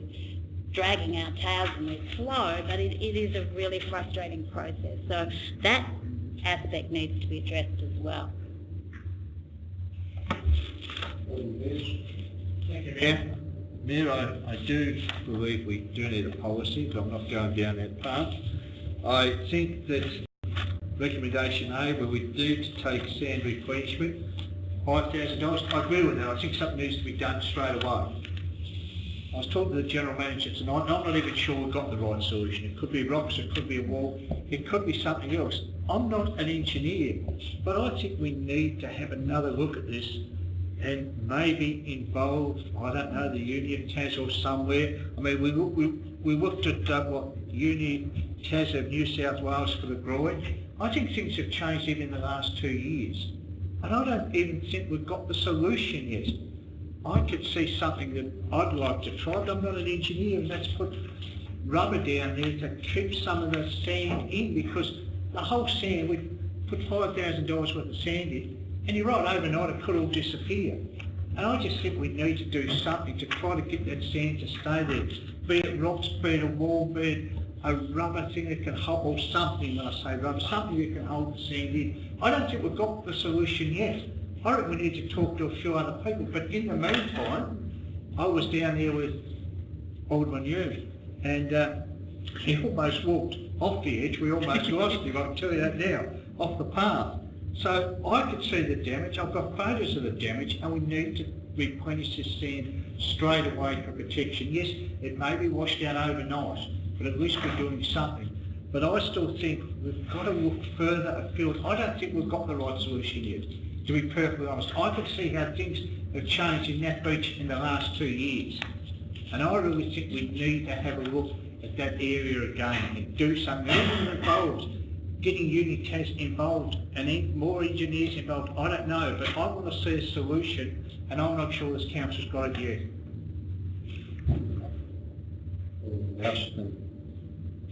Mr Mayor, it surprises me, you know, all this dune nourishment, everything, it's sort of a band-aid or cosmetic effect that we do every so many years. We did this a few years ago.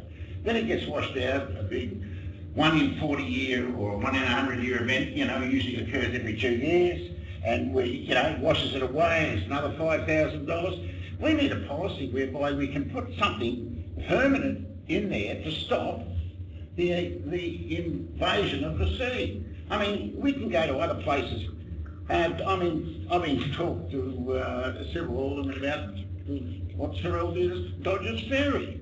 They put huge rocks there, you know, 5 or 10 or, you know, 3 or 2 ton rocks, not little ones, but big ones, and that stopped the erosion of the Esplanade and 7th Avenue. I mean, I went to Noosa, the same thing happened there.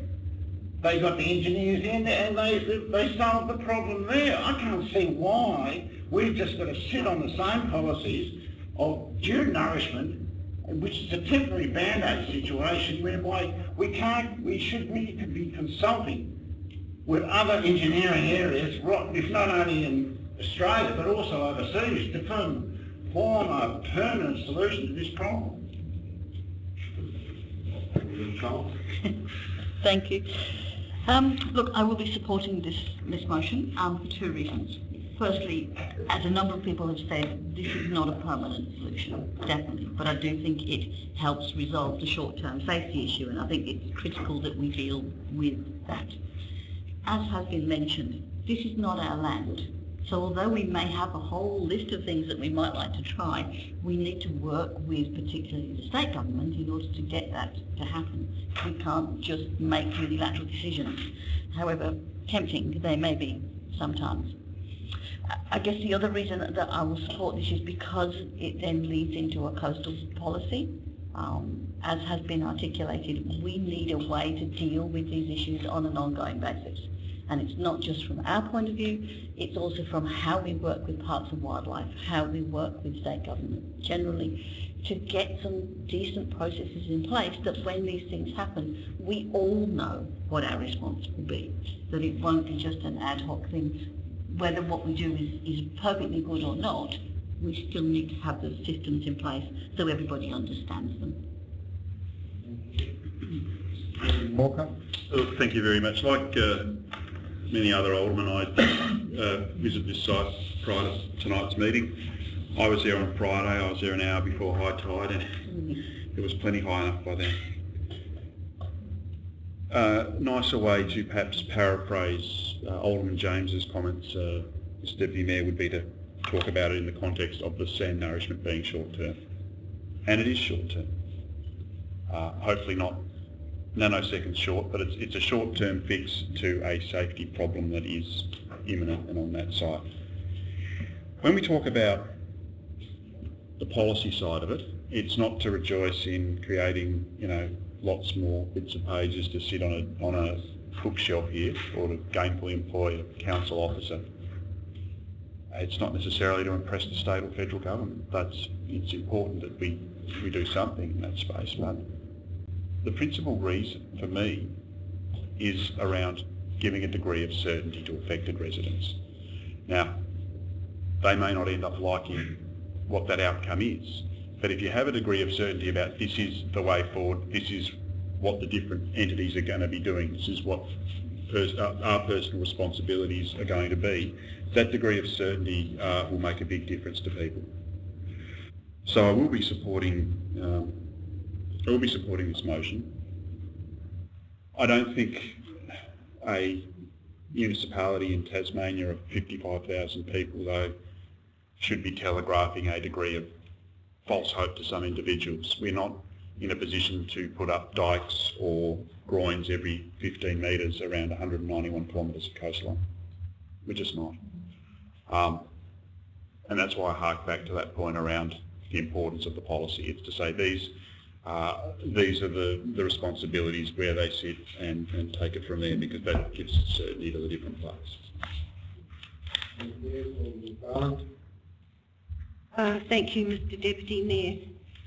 For a temporary measure, I do support A, but not for any other reason than the fact that there is a danger to the public on the beach.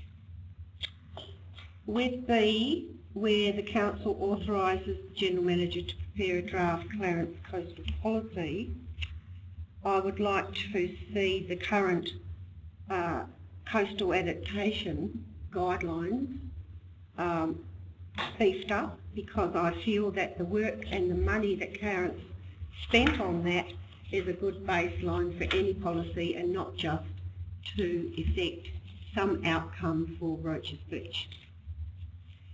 C, that the Council authorises the General Manager to place on hold the work to seek necessary regulatory approvals and design for the proposed trial groins.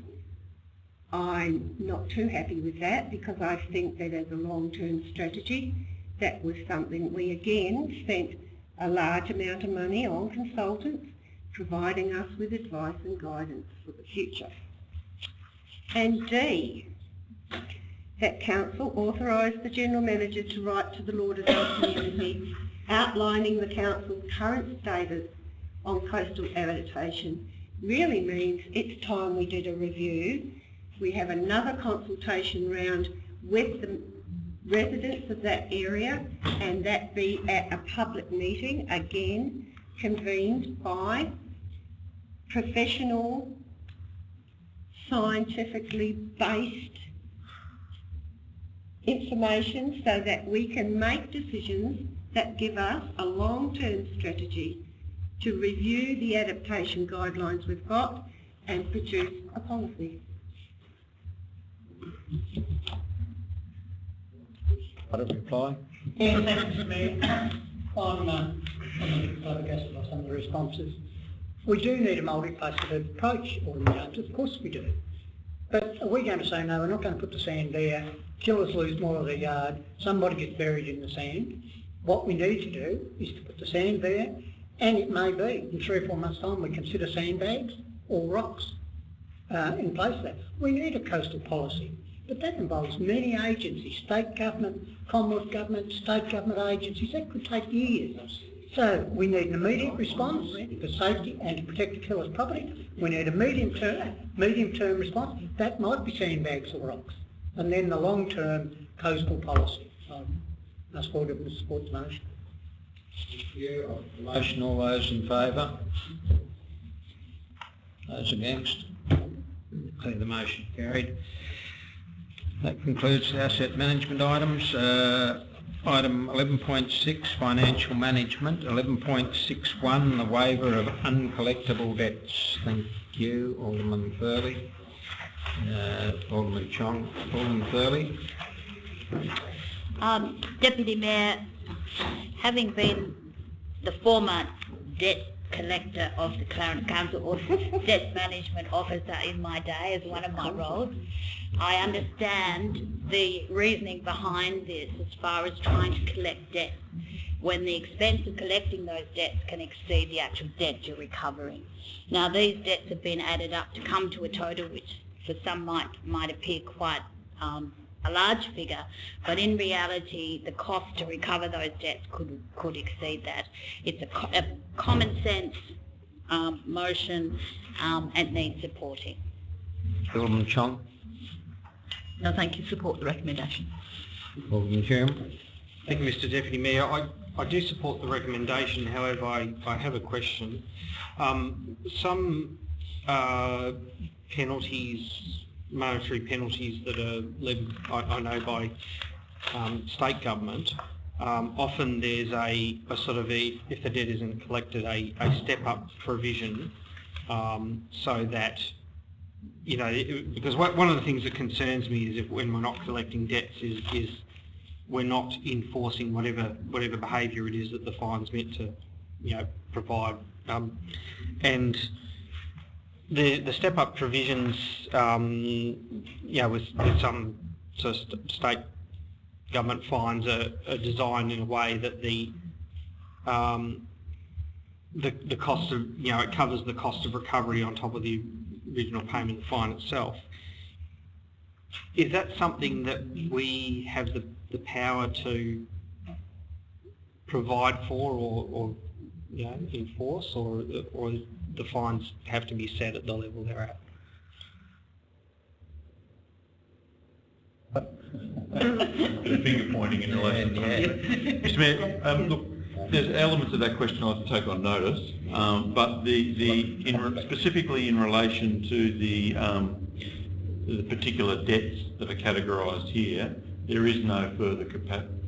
Okay, Mr Tui's waving at me madly. I think I've got to sit down at the stage, Mr Mayor, and let him respond to the balance of the question, if I heard it. Through you, Mr Deputy Mayor, the quantum of the fine is set under state legislation. There's nothing you can do in respect to the quantum.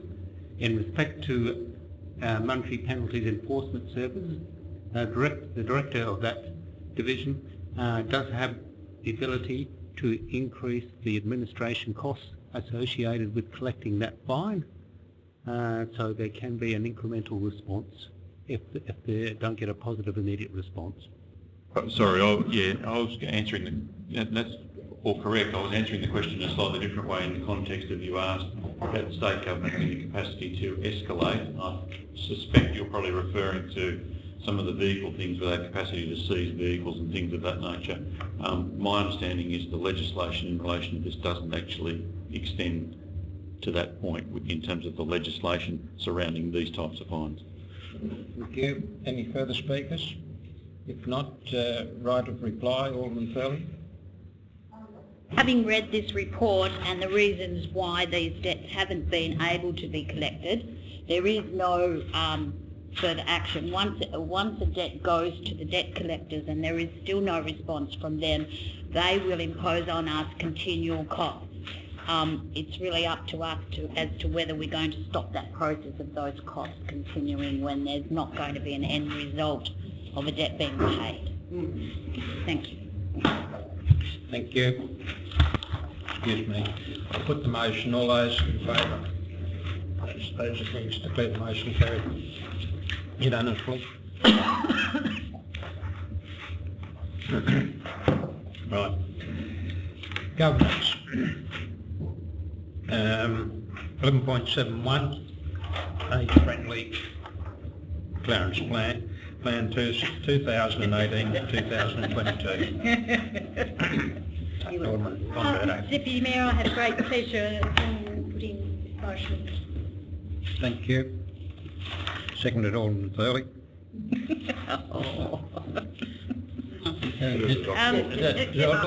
Seconded, Alderman Bonverto. Thanks. Thank you, Mr Mayor. Mr Mayor, I think that this plan speaks for itself. There's been a great deal of work done on this plan and the plans that have actually gone before it.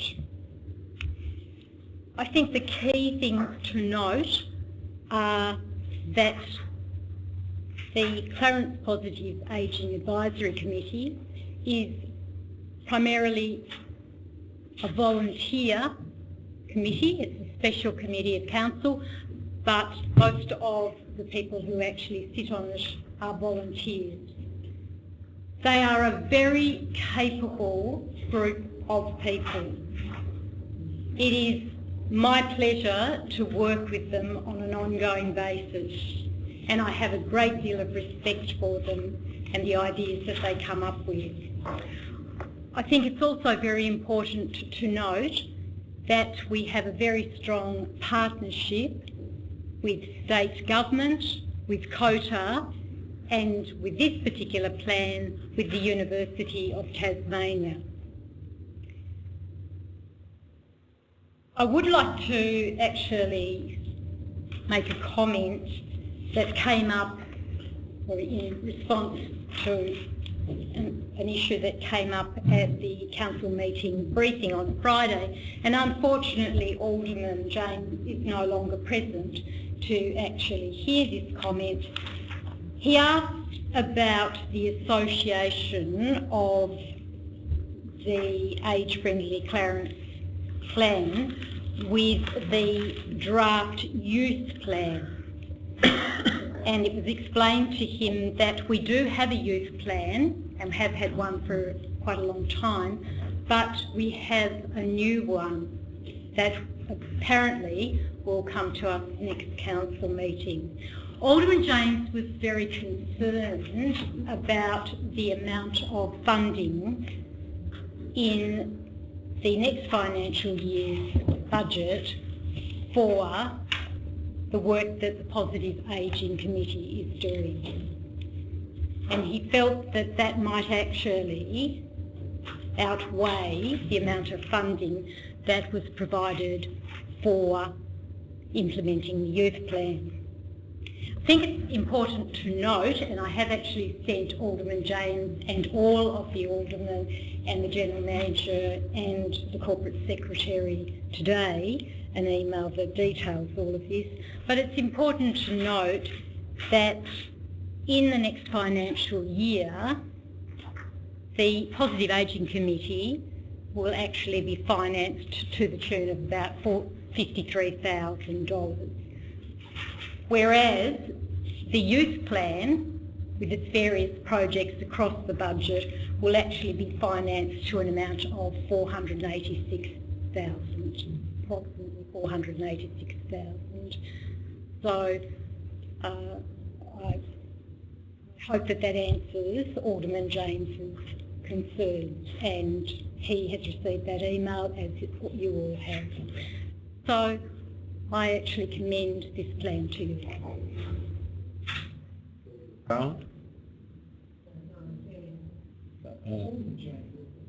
Sorry, because we skipped ahead on to the next one. Yeah, Alderman Thurley, thanks. On reading the report and the comments and actions that result, what I love about the Positive Ageing Plan is that it is an all-inclusive age. Sometimes we think positive ageing, it means we're talking about one element of ageing, that's growing older. This is an all-inclusive plan that aims to have everybody working together to make this city the age-friendly city that it is. And it's been recognised by the World Health Organisation, and this council has been held in quite high esteem. The point that I love about this, one of the new actions to come out of this, is in relation to pet ownership. And in relation, this does specifically relate to the older element in the community in relation to their attachment to dogs. And we all know, well, I've just been to Europe where I've seen dogs are an integral part of society. They go into shops, they go wherever the owner is. They're all well behaved, and nobody blinks an eyelid because it's accepted. Here we have a distinction and we go, oh, dogs. Sorry, I'm looking at you, Alderman Dow. So I'm really pleased to see that there is an investigation into pet-friendly transport, which I think is such a wonderful inclusion because accessibility is one of the preventative factors. And I also love the fact that we may be looking at an alternate, an additional fenced area for dogs. South Street is a highly utilised area. The surface comes under immense pressure and its popularity is well recognised. And so throughout our community, I think we've got plenty of room to create another dog area. I don't think I've missed anything, but the idea that so much involves volunteers is absolutely fantastic, and this whole plan and the whole program is fantastic. Thank you. Any further speakers? Alderman Walker. Thank you, Mr Deputy Mayor. It is a comprehensive plan. It's also dynamic. I would concur with what Alderman Bonberto has said about the volunteer members, but I'll also use this public forum to put on record my thanks to Officer Anderson and the indefatigable work that she does to facilitate such a high calibre document. This is a committee that has got a lot of runs on the board, and anybody that attended the Universal Design Forum, something that was initiated here, taken on at a higher level, but with the foundations by Clarence, would see that that's a great thing. There's some other little things that I'm quite interested in. A application for the Universal Design bus stop didn't quite, it wasn't successful in a grant application, but I think there may be other ways that we can go about that. I would say it is a plan, so it's not a directive, we will adopt it and we'll be agreeing to sort of pursue it along, but it's quite possible that not every bit will be done the way that it's spelled out or to the same level, but other things will probably be done at a higher level, or new things that will come along. This sort of investment and board approach is often hard to describe in the global, but if we think about what some of these concepts around universal design do at the housing level, it means tens of thousands of dollars of retrofitting can be avoided. And by council adopting that sort of approach with footpath design, parks design, etc., the same thing applies. So very happy to third this motion. Thank you. Any further speakers? If not, the right to reply. Hang on. Sorry. I'd just like to comment on page 262, discussion about the need for extra shade in public places. I think here we need to have some combined support for the fact that shade in public places is a benefit to the whole of the community, and within the concept of promoting walking and cycling, and particularly where we have multi-use pathways, that we need to keep up with the consistency and the width of those pathways, because as we look at the new needs with mobility scooters and differing uses of those multi-user pathways, we need to be consistent and aware that the current standard might not be enough, and we might actually need to look at something bigger in those areas that are very well used, such as Kangaroo Bay. Any further speakers? If not, right to reply. Alderman Bonberto. I'll put the motion then. All those in favour? Those against, declare the motion carried unanimously. And move to item...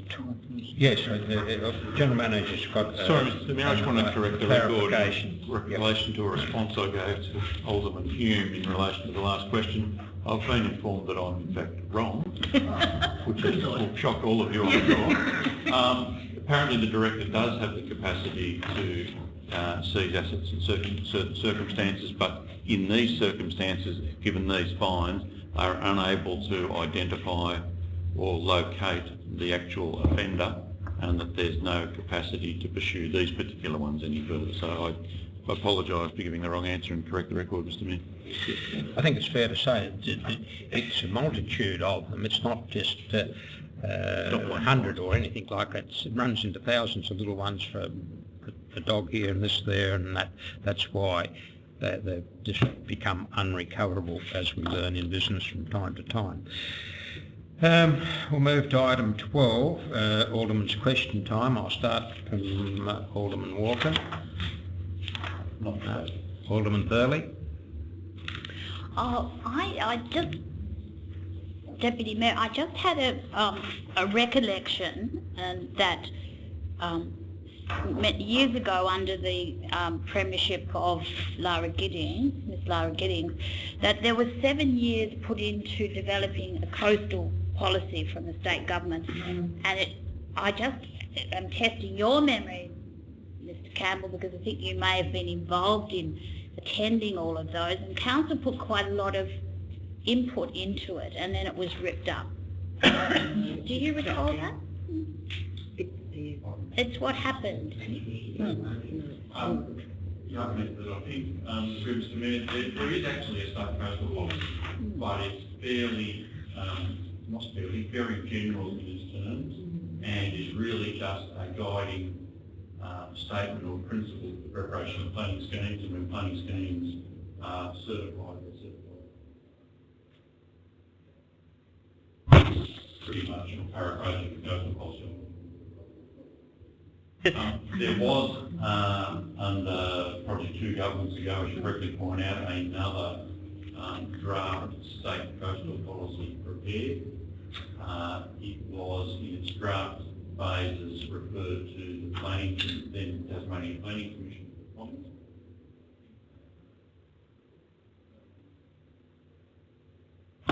As you correctly point out, put on the shelf, and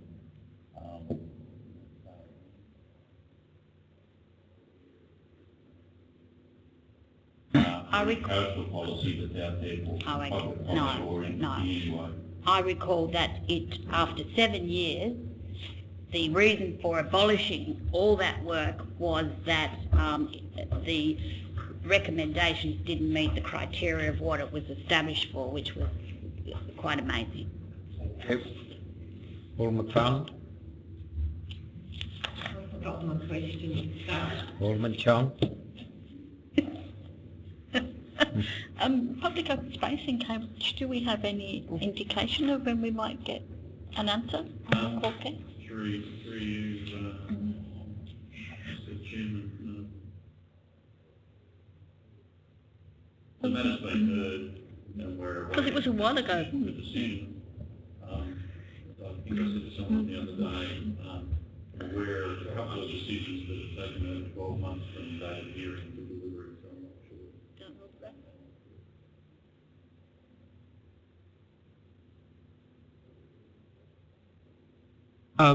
I was at a public forum yesterday, a public meeting, where I was talking to someone afterwards, and they were expressing to me the difficulty that members of the general public who don't have expertise in planning have of understanding the way that the planning scheme operates and how they can put in representations that actually address the scheme in a relevant way. And some education would be useful. And I was wondering if there's any sort of materials available to the general public or training available to the general public that's provided either by council or the state government that that provides that understanding. I'm not aware of any.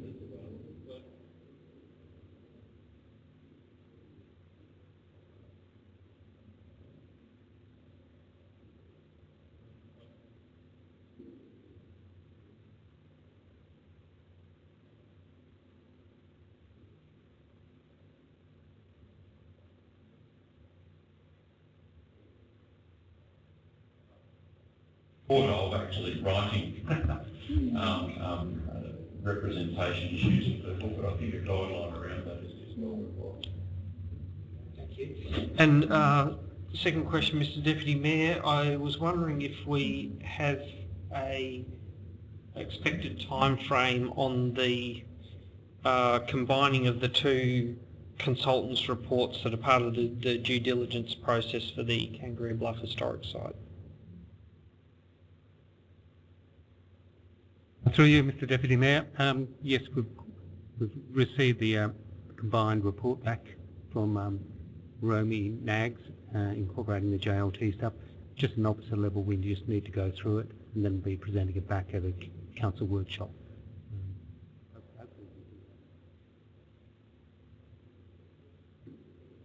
A couple of questions here.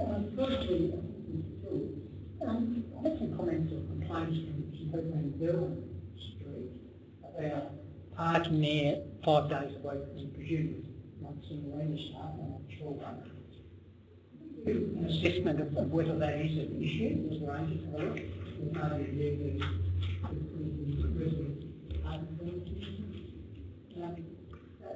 It's not when there's events on, it's just every day. Through you, Mr Deputy Mayor, yes, we can look at it and get back to you. Was there any plans or proposals for a children's park or playground in the Cambridge Village area? I got a query from a lady around me who said, you know, it's supposed to be there, but you know, nothing seems to be done about it. The master plan. Right.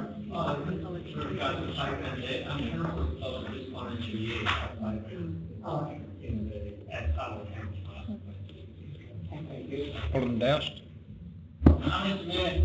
I've been asked by several people in Richmond, due to the trees that fell down in, I think from our first floor down towards theirs, and several people were apparently injured. How is, or is the council involved in any of that? Through Mr Mayor, first of all, comment on that.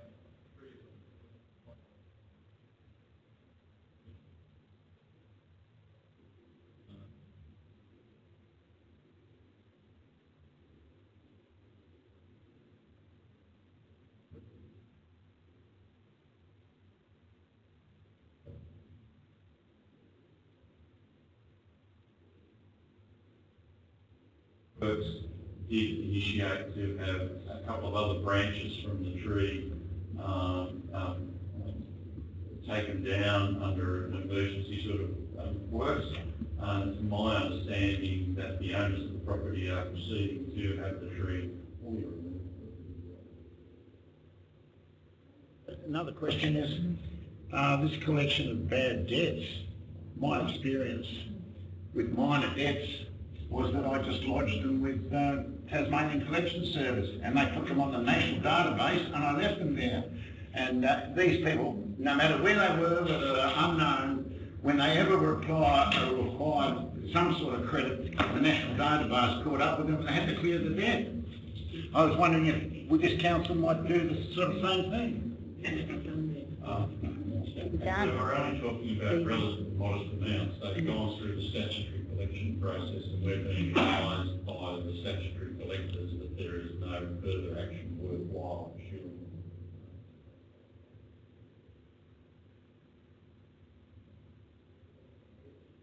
Thank you, Mayor. Alderman Doust has raised the trees in Richmond. Someone asked me today, are we checking other trees in that area on our property? But that's not one of my real questions. Like yourself and Alderman you, I've been asked by people about the planning scheme. And I appreciate the fact that maybe we should discuss it, how we could get it out, because I think most of us agreed with the planning scheme that the best objection we had was actually the one for all, because it was relevant to the situation, and we all agreed that that was by far the best objection we've ever had. Now, my question to Mr Graham is, when do we expect the traffic lights at Weekly Place? And also, I saw some cars near KFC with their lights flashing. Is there work being done on the mall, the crossings at the mall, and when will the line markings in near Ross Avenue and High Street be reinstated, please? Through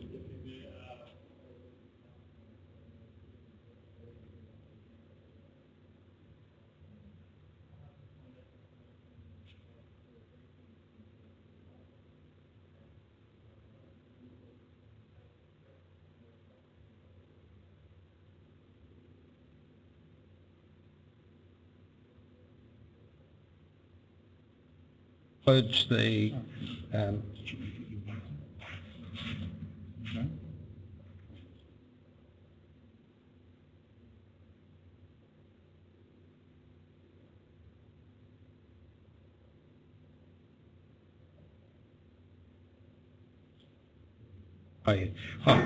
sorry, Alderman von Butter. Answers to previous questions taken on notice. Yes. Thank you, Mr Mayor. Mr Deputy Mayor. At the last council meeting, or the council meeting of the 28th of the 5th, 2018, Alderman James asked the following question. With the Positive Ageing Committee, what sort of activities are envisaged that committee will be undertaking in the next 6 months? My response to that is that I believe that this question can be answered by looking at pages 53 and 54 of the draft, which is now the Age-Friendly Clarence Plan 2018-22, which was actually on tonight's meeting. And it was those particular pages of the plan were at pages 319 and 320 of the agenda. Also, there are spreadsheets which I have sent to Alderman James and to all of you and to the General Manager and the Corporate Secretary, which detail the activities that are to occur, hope to occur in 2018-19 and the costs associated with those activities, which is a little over $53,000. So I hope that that actually answers Alderman James's query. I have sent, as I say, those details to Alderman James and all of the aldermen so that you have the written information as well as the verbal. Thank you. And that concludes the items of the open meeting. Item the closed meeting. Item 13. Alderman Chong. Alderman Cusick.